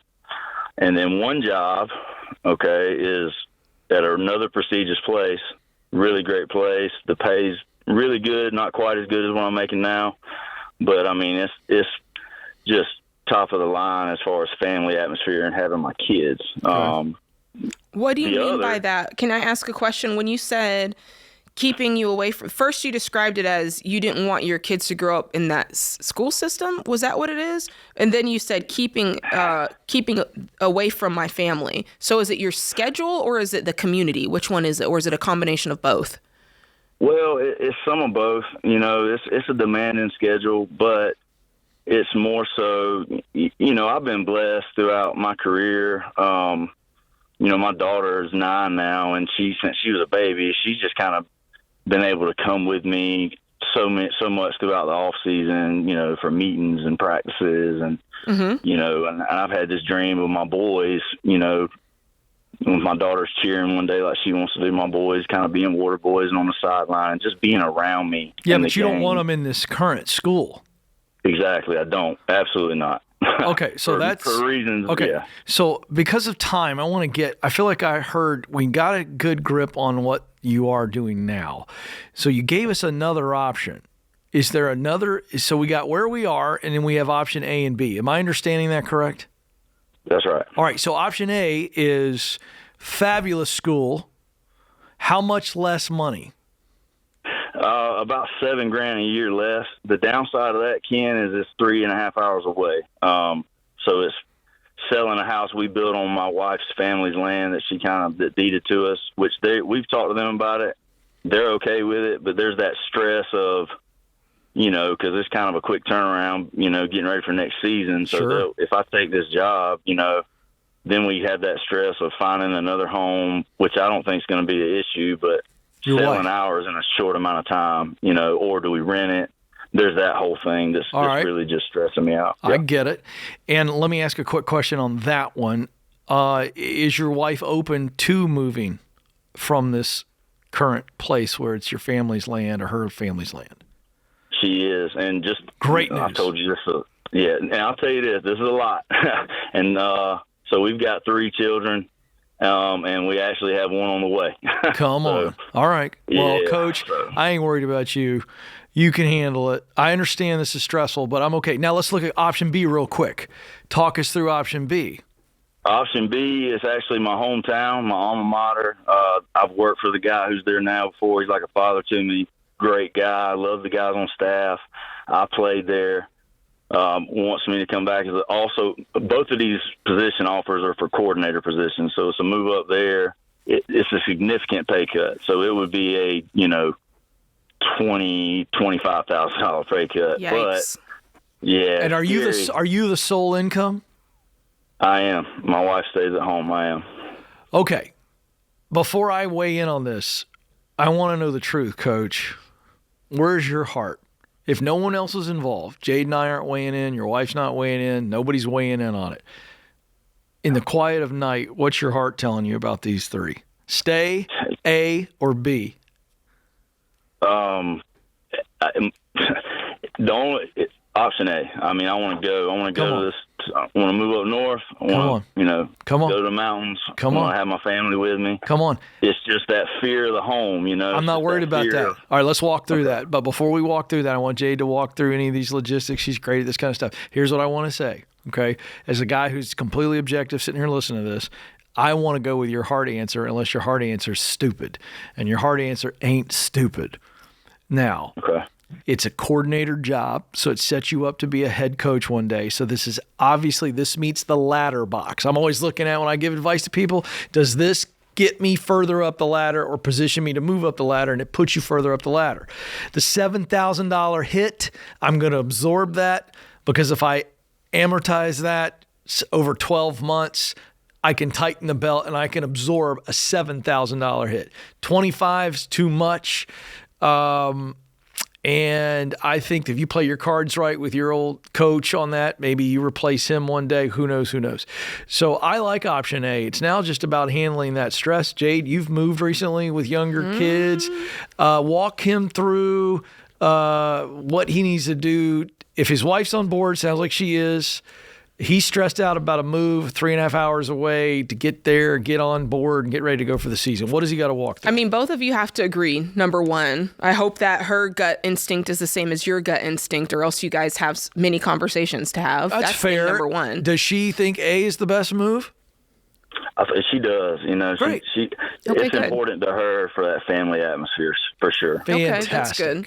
And then after that, I'm just going to say, so I know that the location on screen is not accurate, and probably the location that you're telling us you're going is not accurate, but is it a couple of states over, or are you moving? No, same state. I'm in the South State. I'm in the southern part of the state. Okay. This is 3.5 hours up in the mountains. Okay, got it. That's right. You did say 3 hours away. The biggest thing is just to plan for and save up as much as you can in this interim, because moving is expensive. It takes time to get settled. There's a lot of eating out during that time. There's a lot of, like, oh gosh, we just realized we don't have this, and you run over to Walmart and get it, right? There's just a lot of expenditures that come up. So I would just be going through the budget with a fine-tooth comb right now, figuring out what we can save money on so we can stack up as much cash as possible, get as much information ahead of time. How are you going to move? Are you going to do the U-Haul thing? Are you going to, have somebody cart it over for you? What are you going to do? And just make a plan and stick to the plan. That's the best thing that you could possibly do on this. And then what I would also do probably tonight or this weekend, because we're coming up on the weekend, I would set a date night with your wife and say, let's make a budget with this $25,000 pay cut. No, 7. 7. Option A is a $7,000 hit. Okay, I wrote it. Well, let's make a budget with that $7,000 hit and see how this is going to affect things. Just again, so that there's no surprises, or so at least you're mitigating the surprises. There's always going to be a few. You know what I wish, Coach? I wish in the background we had the theme song from the greatest television show of all time, Friday Night Lights. Did you ever watch it, the TV show? Absolutely. All right, Coach, finish it up for me. I feel like there's only one thing to say for you. Clear eyes, full hearts. Full heart. Say Can't lose. Can't lose. Go get him, Coach.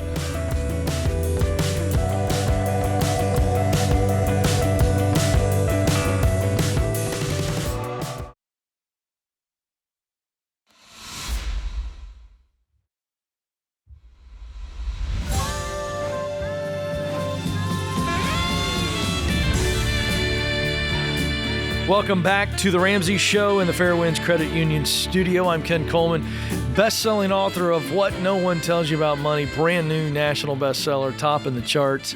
We shared the news earlier today. If you didn't know, super excited to be sitting next to her. She is Jade Warshaw. So fun. Congratulations again, my friend. That's always a fun, and very, very rare air. So congratulations to you. Thank you. Mackenzie is up next in Orlando, Florida. Mackenzie, how can we help you? Hey, thanks for having me. I was calling to get your thoughts on an idea I have around possibly selling a rental property, and it might be good for me to give you some background. Yes, sir. So I currently make $400,000 a year, and my wife's in school. She's going to be working when she finishes her grad school. She's probably making about $150,000, but we don't have any credit card debt. We don't have any car notes. The debt we do have is $850,000 on our current house, and we have combined about $300,000 in student loan debt. Okay. And then my first house that I had before our marriage has a mortgage of about $450,000 on it, so all in about $1.6. Okay. Okay, go ahead. So the rental property that has $450,000 on it cash flows about $1,200 a month, which is good. It's been phenomenal. It's in like the best part of the city, great schools. It's great location. It'll probably appreciate really fast. But my question to you is, that house has about $300,000 in equity. Okay. Is it worth holding on to the house, continuing to rent it, and having it as a cash flowing asset once I get into retirement? Or is it better to sell it now, take the $300,000 in equity, and pay off student loans for my wife and myself? I personally, I'm gonna give you two options here. There's part of me that I would sell this house immediately to clear the student loans. Then I look at your income and I go, well, heck, I want to know how quickly she's going to be making $150,000. She graduates in May, and she'll start working in August. Interesting. Now, I want to know this, because this is a lot of times we step into real estate and it's just like by default. I just had this house and I decided not to sell it, and so now it became this. Is this, if you were looking to buy a real estate rental, would you have picked this house? Because it just so happens. No. You said no. Okay, that's all I need to know. That's all I needed to know. Can I add some context? I don't know. I don't think so, because if you had said, you started by saying it's in a great neighborhood, it cash flows so well. And every once in a while here, when people have stepped into real estate, even if they've done it the wrong way, if it seems like it could benefit them, I'm not as quick to sell it off, right? But in this case, all I needed to know is this a good enough property that you would have bought this looking? And you said no. That's all I needed to know, Ken. What about you? The context. Look at it. Mackenzie's in the corner. You painted him in the corner, and now he's trying to get out. Go. Okay, get out. I want to give him a shot. The answer you provided, probably it might be right, but the reason why I said no is not because it's not in a great area. It's that if I was investing in real estate, I wouldn't look at a $500,000 house, which is what this was when exactly. I bought it. I would be looking. Exactly. But it has worked out that it has rented well and cash flowed, and it's in the best area, and it has the best schools. And so I do think if I look down the road 20 years and I look back, I'll be like, man, I'm glad I have this house, and thankful. But then there's also the looming $300,000. Right. And I see what you're saying. I totally understand it. What I was trying to get to was, could there be some intentionality around this that you could look back and go, I didn't mean to do this, but I'm so glad this dropped in my lap, because if I would have picked this. I just didn't know I was looking, right? That would have been a little bit different for me. I think for you, I don't think that the opportunity, I think that it's a fair trade-off for you to say, well, I can pay off the $300,000 of student loans if I clear out this property.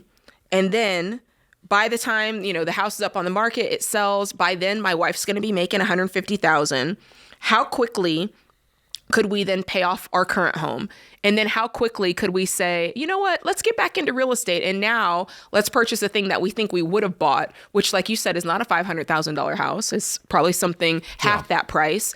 And you could do that so very quickly and do it from a position of stability, because there's no debt, your personal residence is covered, that sort of thing. That's what I'm thinking. Yeah, that's great. And I really appreciate that insight. One of the things that I did look at is, like, if I kept the house, how fast could I pay off the rental house and my primary house? I had that thought too. Double down. Well, what's the answer? If I double down on it, the answer is 18 years. Oh. However, if I sell the rental property now and then put everything into the primary house, I could pay it off in 10. I like that's kind of the dilemma. Plus pay off the loans? If I sell the house, I could pay off the loan and have my primary paid off in 10 years. But if that's what I'm saying. Let me ask you a question, Mackenzie. I feel like we've talked around this enough. I thought Jade's answer's fantastic. I have a question for you. When you dialed us up today, which way were you leaning? What were you going to do? What were you thinking you were going to do, but you wanted to get our take? I've been noodling on this for about a month. I have been torn until about 2 days ago, and I was leaning towards selling it. Mm-hmm. Then can I just tell you something? It's probably 55-45. Okay. So the reason I asked that question is because you've already gotten great advice. There's nothing I could add to what Jade said. I thought she said it beautifully. I agree with Jade. But I want to know what you were thinking before you called. Mm-hmm. And when I asked that, and the answer, Jade, is the same thing that you say, yeah, then I say, I know Jade's right. No offense, Mackenzie. You're emotionally involved. She's not. She's got experience. We got principles. But I guess I'm trying to help you see that your gut, your head were aligned and they were right. And I'm just going to tell you, you just got coached to the same position you were, even though you're going to say 55-45, the 45 is some type of doubt. It's a fear. Some type of fear, some type of influence from some other thing. The 55 is Mackenzie. So that's all I'm going to say. And I really appreciate that, because I probably do get in my head about it a little too much. We all do. Yeah, welcome to the club. Yeah, I think the thing that I overthink, which I probably should have included this earlier on too, is the money that I make is relatively new for me, but I think it's very sustainable for the next 20 years. Uh-huh. But I say that to say I haven't put away as much for retirement as I would have liked. And even though I'm going to work for 20 more years, I see myself like if I'm able to keep this house, it's going to give me good income to supplement 401k and other investments. What's going to give you more income? What's going to give you more ability to put away is your actual income. That's right. You having that at your disposal, not having the stress of $300,000 of debt, because the thing you have to remember, Mackenzie, is debt changes the way you make decisions. It changes the choices you make. It changes everything. When you have $300,000 of debt and $850,000 of a home loan and another $500,000, it changes all the decisions that you make. And you need clarity. And so the way you get clarity is you clear out the debt. Then you can see, okay, now I can see very clearly there's not this negative fear influence, and it really does open the path up for you.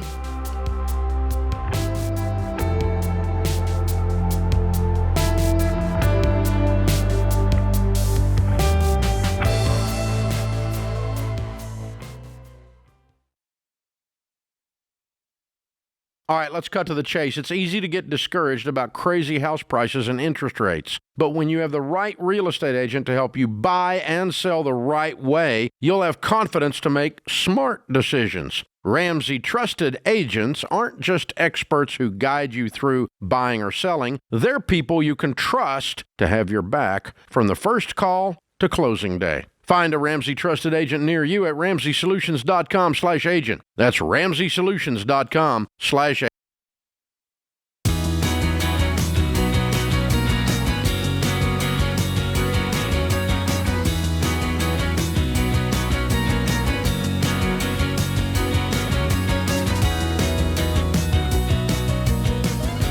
All right, our Ramsey Show question of the day is sponsored by Why Refi. If defaulted private student loans have taken over your life, Why Refi can help you breathe again with a low fixed rate plan that fits your budget. Visit whyrefi.com/Ramsey. That's the letter Y, REFY.com/Ramsey. Not available in all states. Okay, today's question comes from Trevor in Utah. He says, I recently spent a total of $6,000 on 2 luxury watches, which I paid for in cash. The purchase hasn't impacted our finances in any way. My wife and I are in our 30s and earn over $200,000 a year. We contribute 15% of our income to retirement. We pay extra towards our mortgage every month and carry no other debt. I haven't told my wife about the watches yet. How do I bring this up to her? I hope they're his and hers. Listen, Ken. Okay, so I've got major acid reflux on behalf of this guy. I need some Pepto. Let me frame it up first. Okay, first off, money-wise, like dollars-wise, fine. No biggie, right? You check every box on the financial responsible adult checklist that I can see. I'm sure you're generous. I'm sure you're on some sort of a budget. Those are the only 2 you didn't mention outright. I wonder, I don't know. Ken and I talked in an earlier segment about Sam and I having separate fund money. Mm-hmm. And I don't know if this is a case where you're like, hey, I just saved up my fund money for a while, or this was money that was kind of budgeted over to me and I just stacked it up and bought these watches. Fine, if that's what you did. My biggest question is if that wasn't the case and you just strolled through the checking account, you just took it out and she never noticed. That's kind of weird. Or else he wouldn't have written in saying, how do I bring this up? Was it a secret? Yeah, 100%. Anybody that's going, how do I bring this up? It's like, so your wife didn't know that you were going to go buy 2 watches? I mean, it's... For him, not even one for her. Well, I don't know what he's doing. I don't know if he's reselling them. I don't know either. We just don't know. We need more. Okay, let's role play it. You know what? Okay, role play it. So if I flush the Pepto-Bismol out of my brain and I go, okay, what would I do? You went to Las Vegas. You got caught up in the moment. And bought 2 watches. You bought 2, not with winnings, or maybe it was winnings. Oh no, it's a non-conversation if it's winnings. Okay, so let's say if I'm spending $3,000 out of our account for 2 watches and I didn't tell Stacy ahead of time, and it's been a little while. You know I'm having a problem with this because there's just no scenario under the sun by which that happens. No, me neither. But I guess I'm going to say, hey, listen, I did something spontaneous. pretty impulsive. I feel great about it, or I feel whatever. He's got to be honest. He doesn't include any of this. Your honest emotion. I think you just got to be really, really honest and say, hey, how do you feel about this? Because here's what I do know about luxury watches. He can resell those. He's not stuck with those. Well, oh no, trust me. I have a friend in Atlanta who made a nice living buying nice watches. But he has 2 for $6,000. It's not that nice. I'm thinking of a nice watch. Well, but I'm just saying, like, those are nice watches. He can move those. He can move those? Okay. 100%. I'm thinking about the nice ones. Yes, but it's not a car. That's true. It's not a car you drive off the lot. There's no depreciation in luxury watches. Yeah. So he hasn't said that he plans to resell them. I'm just saying, no, I'm saying when he goes to her, he's got to go, hey, here's what I did. I should have told you. I'm telling you now. Here's why I did it. He's got to explain his why. He needs to know why he did it. That's the advice. Your first piece gotta tell her why. Figure out why did you do this and not tell her. So that way when you bring the conversation up, you can speak from an honest place. That's all I got, Ken. This is so foreign to me. It's like someone asking me, how do you solve a trigonometry problem? The answer is, I don't know. No idea. I couldn't do it if my life depended on it. So there's no scenario by which I'm just trying to think. Okay, I'll tell you what. I did make a purchase of almost this exact amount of money. Okay, tell us more. And I didn't tell Stacey, but it was a surprise. Was it for her? For the family. Oh, okay. So this is not like 2 nice watches. It was a. Oh, I know what it was. You know what it is. I don't want to share it. You can share it. I know. It's just, I don't, right, Stacey's fine. very private. So I'm not. I would be like, yeah. Anyway, so point is. How'd she react? Well, it's back to the previous call where I said, hey, I'm doing something. Because I had to ask her where the checkbook was. Understood. Wow.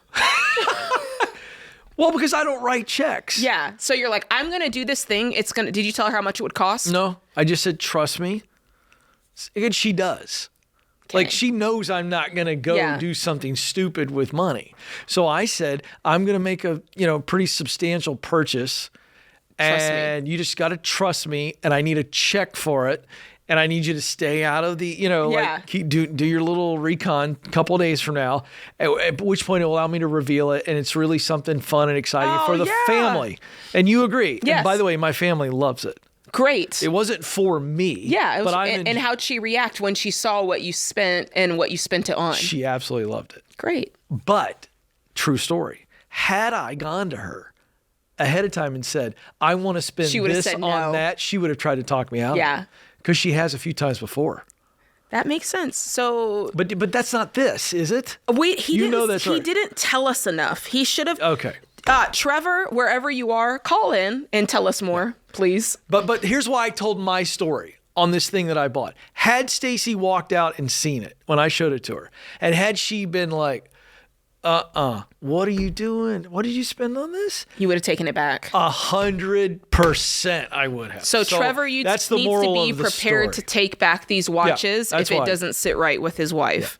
Yeah. I almost didn't land the plane. But you landed it. Right? But does that make sense? I was doing this with the air traffic controls. I know. Well, but my point is as long as you're willing to backtrack it and you can backtrack it, then all is well. All is well. Agree. By the way, you and the Warshaw family will very much enjoy this. How is that? Trust me. They're going to love it when they come over. All right, cool. They're just going to absolutely love it. Okay, great. I was like, are you going to? I'll tell you on the commercial. Great. Thank you. Let's go to Danny in Minneapolis. Let's see. Do we have time for Danny? Yes, we can do this. Yeah, we can do that. Danny, how can we help? Hi, Jade. Hi, Ken. How are we doing today? Well, we're having a blast. What's going on with you? Awesome. I'm 21 years old. I turn 22 next month. And I live at my parents' house. I rent from them for $500 a month.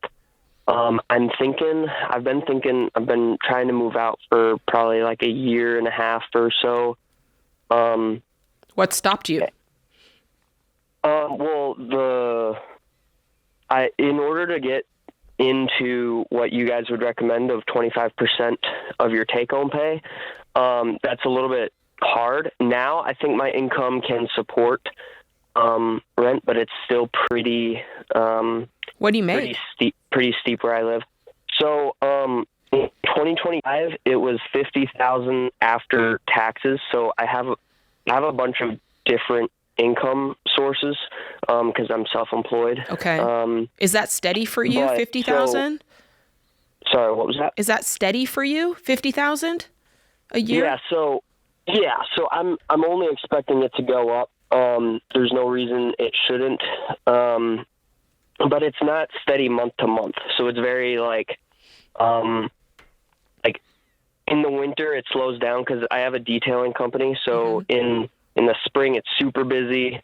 And then I have other sources. So here's what you got to do. You know those winter months when it slows down, and you have a good idea how much time you will have. Start finding some supplementary work, so that we don't have a dip in income. Or if it is, it's negligible, and you can budget for that. Yeah. Whenever you have irregular income, having a fund set aside of what you know that gap is going to be and keeping that replenished all the time is so good to have. Yeah, I like that you're trying to keep it at the 25% rule. Just make sure that when you make the jump, you're ready. You're going to have first and last month's rent and all of that other stuff, and budget to make sure that you can truly afford it before you make the leap.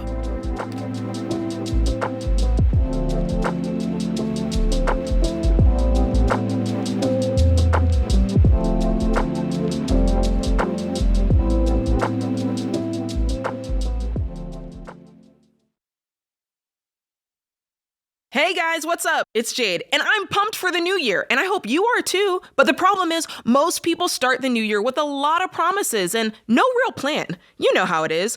I'm gonna save money, or I'm gonna get my financial act together. But without a plan, you just wing it and hope it works out. Listen, don't play yourself.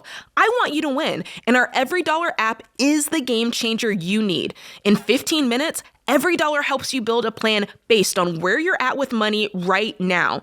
And every day, the app coaches you with ways to find extra money so you can beat debt and build wealth faster. It's like having me in your pocket, helping you stay on track all year long. So don't just wish your money works out. You can be the one to actually make it happen this year. Download the EveryDollar budget app and get started right now for free.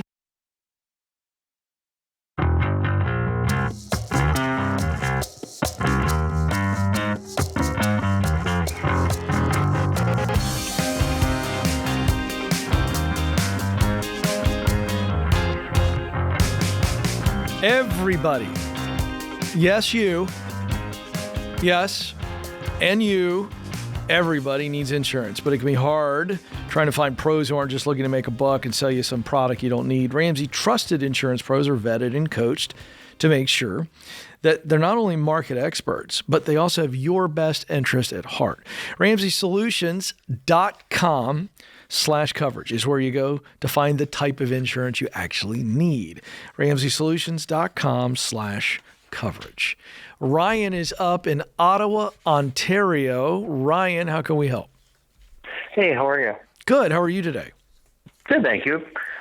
Just kind of had a question and trying to get different, just if I can get some navigation through it, doing a cohabitation agreement with a partner there.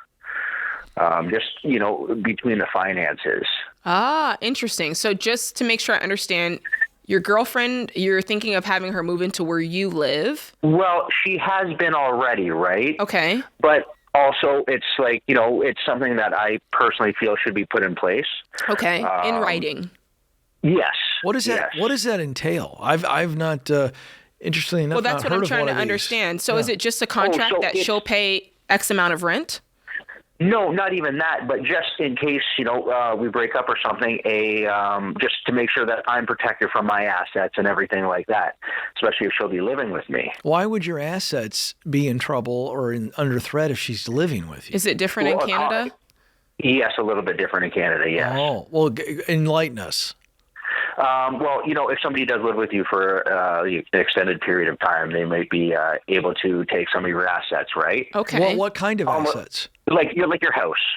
Like split or it? Divide up, something like that. How long? Like after 10 years? Is it like a common law thing? Not even that. Yeah, it basically becomes common law. Yeah, but how long? After like 3-4 years, I do believe. Wow. Okay. there's the possibility of it, right? Yeah, but sure. Even still, I don't know. People have different opinions on it, right? Just don't want to make sure that How long? It's not. I wouldn't do it. I'm just going to tell you my opinion. I would not live with somebody for 3 years or whatever the Canadian law is. Like, if I wasn't interested in marrying them, I sure as heck would not live with them in that period of time. And then it's just like you're on the high wire without a safety net. Like, why? So relationally, I need to make my decision prior to that. How long have you been together? About that time. About 3 or 4 years? And she's been living with you that entire time? Yes. Oh, so you're feeling it creep up. You're like, wait a minute, let me get my stuff in writing just in case. Well, I got it. Do you want to been a concern? Well, wait a second. You know what? But even still, right? No, hold on. Wrong. I don't know. This is all so foreign to me. Forgive my American brain, but also I'm a bit old-fashioned. So do you want to marry this girl? Yes or no? Yes. Then put a ring on it. Now. Okay. What's stopping you? What are we waiting on? Yeah, tell us what's stopping you. Because can I say this really quick? You sound like a guy who's not sure he wants to marry you. Because the phone call was, hey, guys, should I get a cohabitation agreement with this woman who's been living with me? Because Canadian law says if she lives with me, as long as she has right now, if we break up, she gets some of my assets, and I want to protect my assets.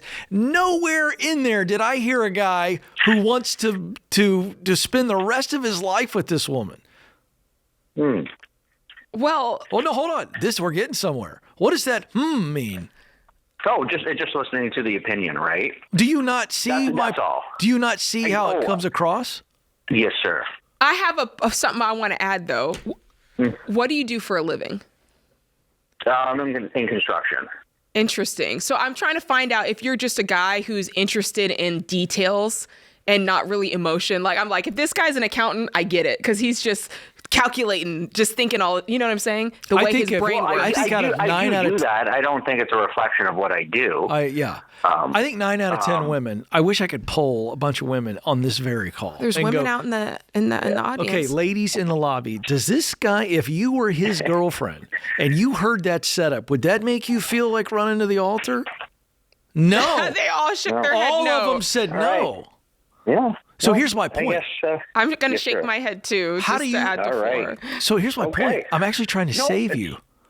Oh. I don't think you want to marry this girl. Okay. And if you do, just go ahead and marry her. We might be totally wrong, I Ryan. could be wrong. I'm just saying, your question was about a cohabitation agreement. Yeah. Not, should we have separate finances when we marry? You didn't ask us about that.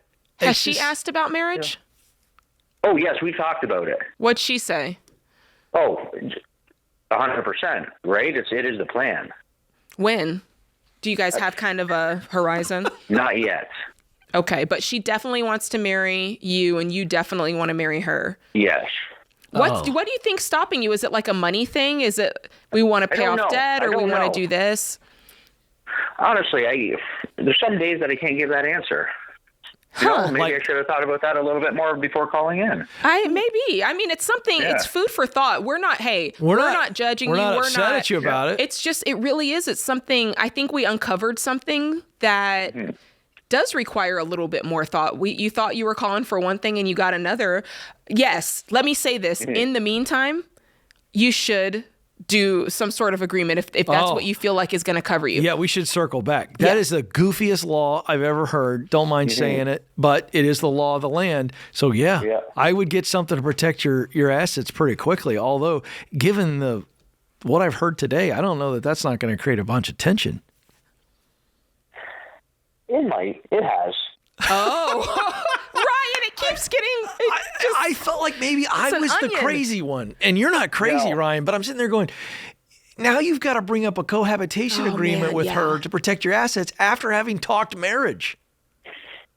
Are you at least engaged? It's always been a thing that I've wanted, though. Just not to say, but I just I've worked hard for what I have, I believe, right?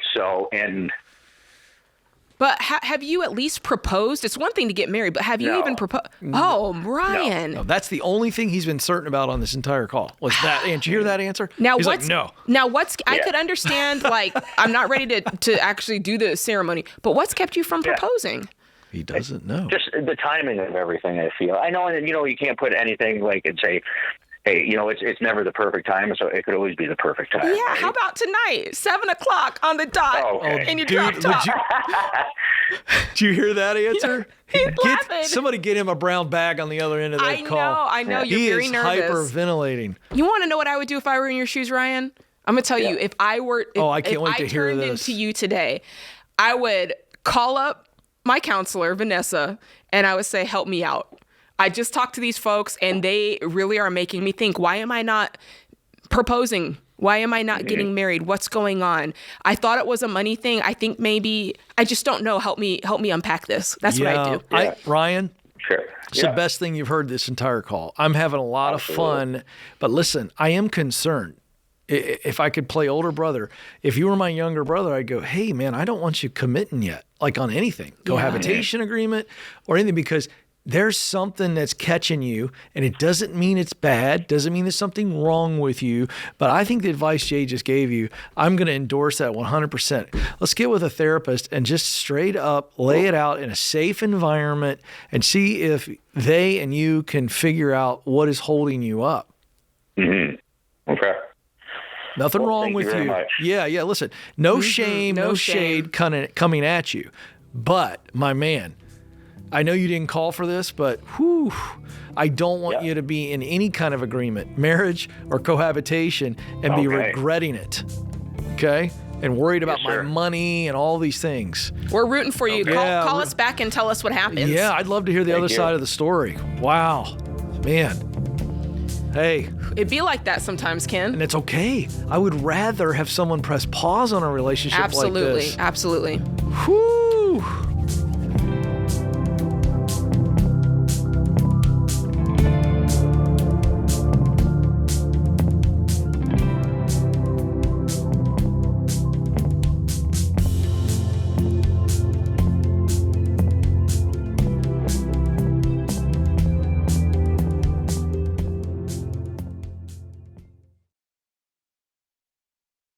Hey guys, George Camel here. Do you ever feel like insurance companies only care about your money and not what you actually need? Well, there's a better way. When you go to Ramsey's Insurance Resource Hub, you'll start feeling confident that you're getting the right coverage that's truly best for you. You'll find helpful info on everything from life insurance, health insurance, identity theft protection, and more. And when you're ready to get the coverage you need, you can connect with a Ramsey Trusted Insurance Pro who will only get you what you need at the best price. Go to RamseySolutions.com/insurance, RamseySolutions.com/insurance.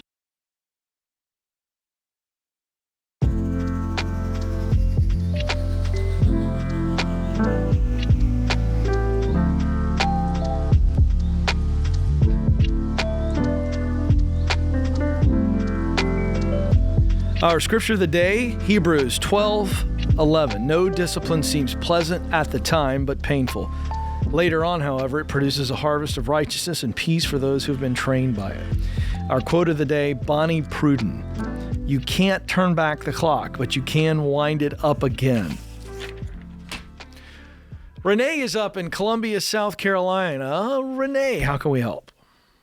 Hey there, how are you guys? Oh, we're having Thanks for fun. taking my call. You bet. What's going on with you?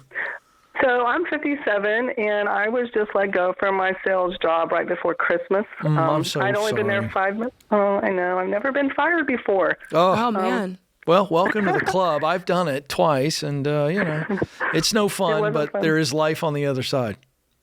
Well, that's where I am. I'm trying to decide what to do. I'm not sure I want to remain in sales, and I'm looking, do I look for a job full-time?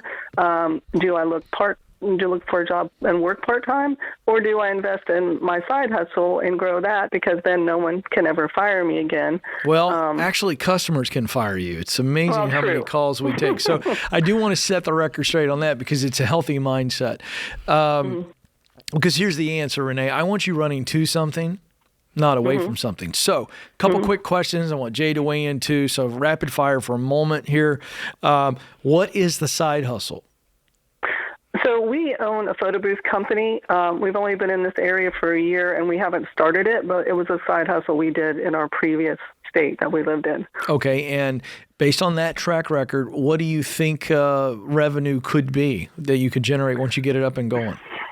I mean, it just depends. It would probably start small. I mean, we did very little with it, and we made about $20,000. I mean, we didn't even try.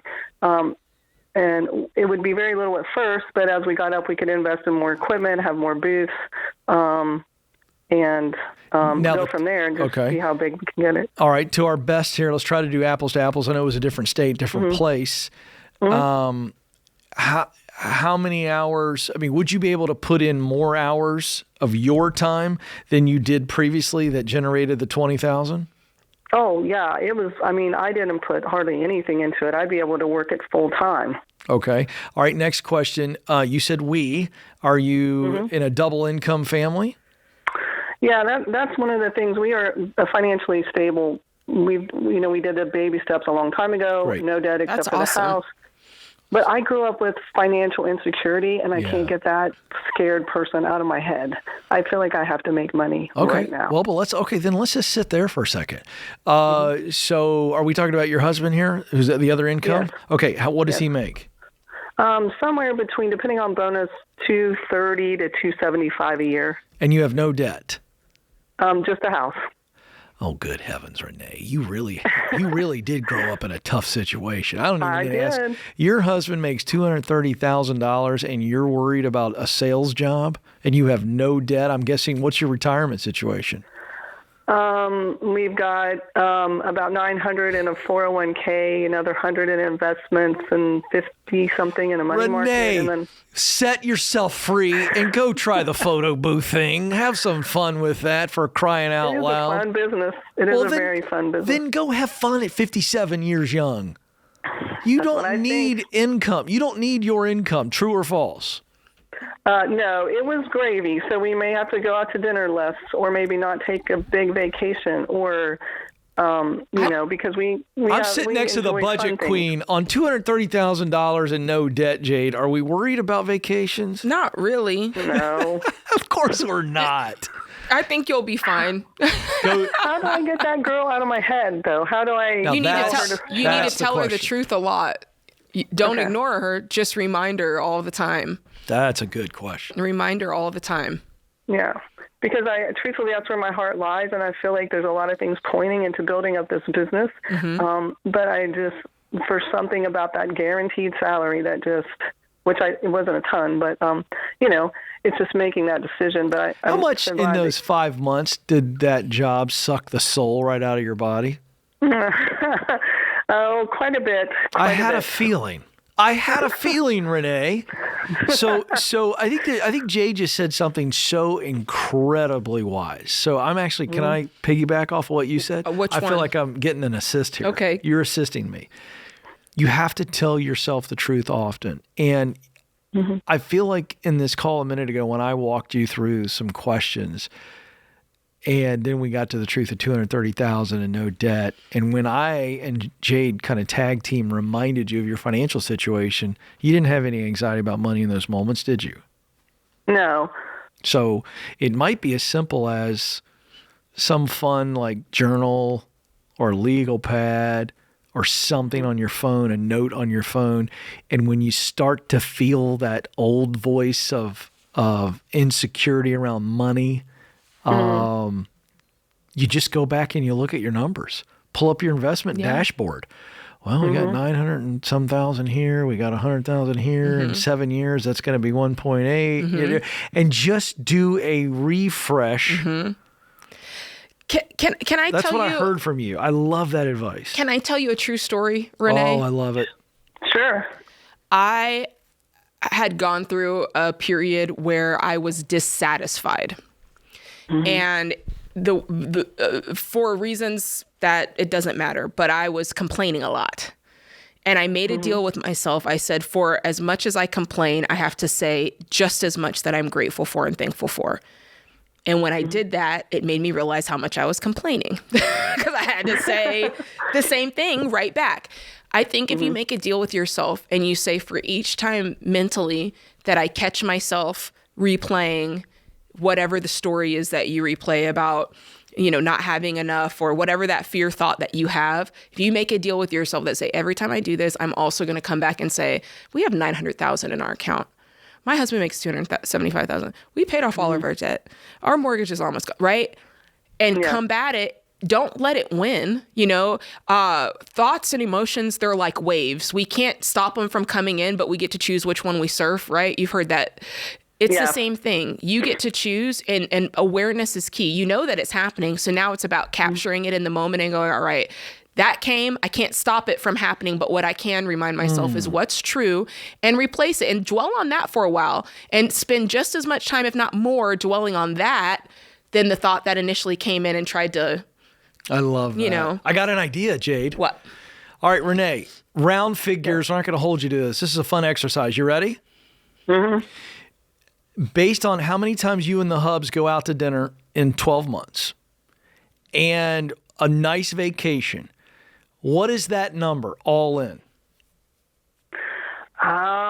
Maybe 20,000. And can you recall what you told me you made on the photo booth business that you did nothing with in a previous season of your life? Could you tell me what the number was? About 20,000. Bingo! So what's his name? What if we relaunch with new energy, lessons learned, and we say to hubs, I'm going to launch the photo booth business, and every penny above and beyond just the expenses of the business goes to vacation and dinners. Love it. I love it. I love it. I love that. I'm pretty excited about that idea. I'll be honest with you. That's motivating. It came to me while you were talking. I'm like, wait a second. And I didn't know, by the way, that it was going to match up to 20 and 20. But I thought that the photo booth revenue will easily cover your dinners and your nice vacation you're so worried about. Yeah. See, that's why I called you guys, because I knew you could help me work through this. I'm literally sitting here with my budget in front of me, and I literally have asked him probably 4 times a week, how much do we have? What's in our accounts? Leave that man alone. Would you leave him alone, please? And just get yourself your own dashboard and your own exercise like Jay just gave you, and go launch that business. Yeah. Yeah. I'm going to do that. Thank you. I mean, I really appreciate it. I feel so much lighter now. Good. Definitely. That's what we like. We like it. We like people to call in heavy and float off the phone. Float away. I love it. Good job, Ken. Well, listen, that was all you. You just threw me a really nice lob pass. But how funny that the numbers matched up. I know. That made me feel really happy. That's a nice trip to I should Bora probably Bora. take the rest of the day off after that. I'm never going to be that lucky again. Remember, there's ultimately only one way to financial peace, and that's to walk daily with the Prince of Peace, Christ Jesus.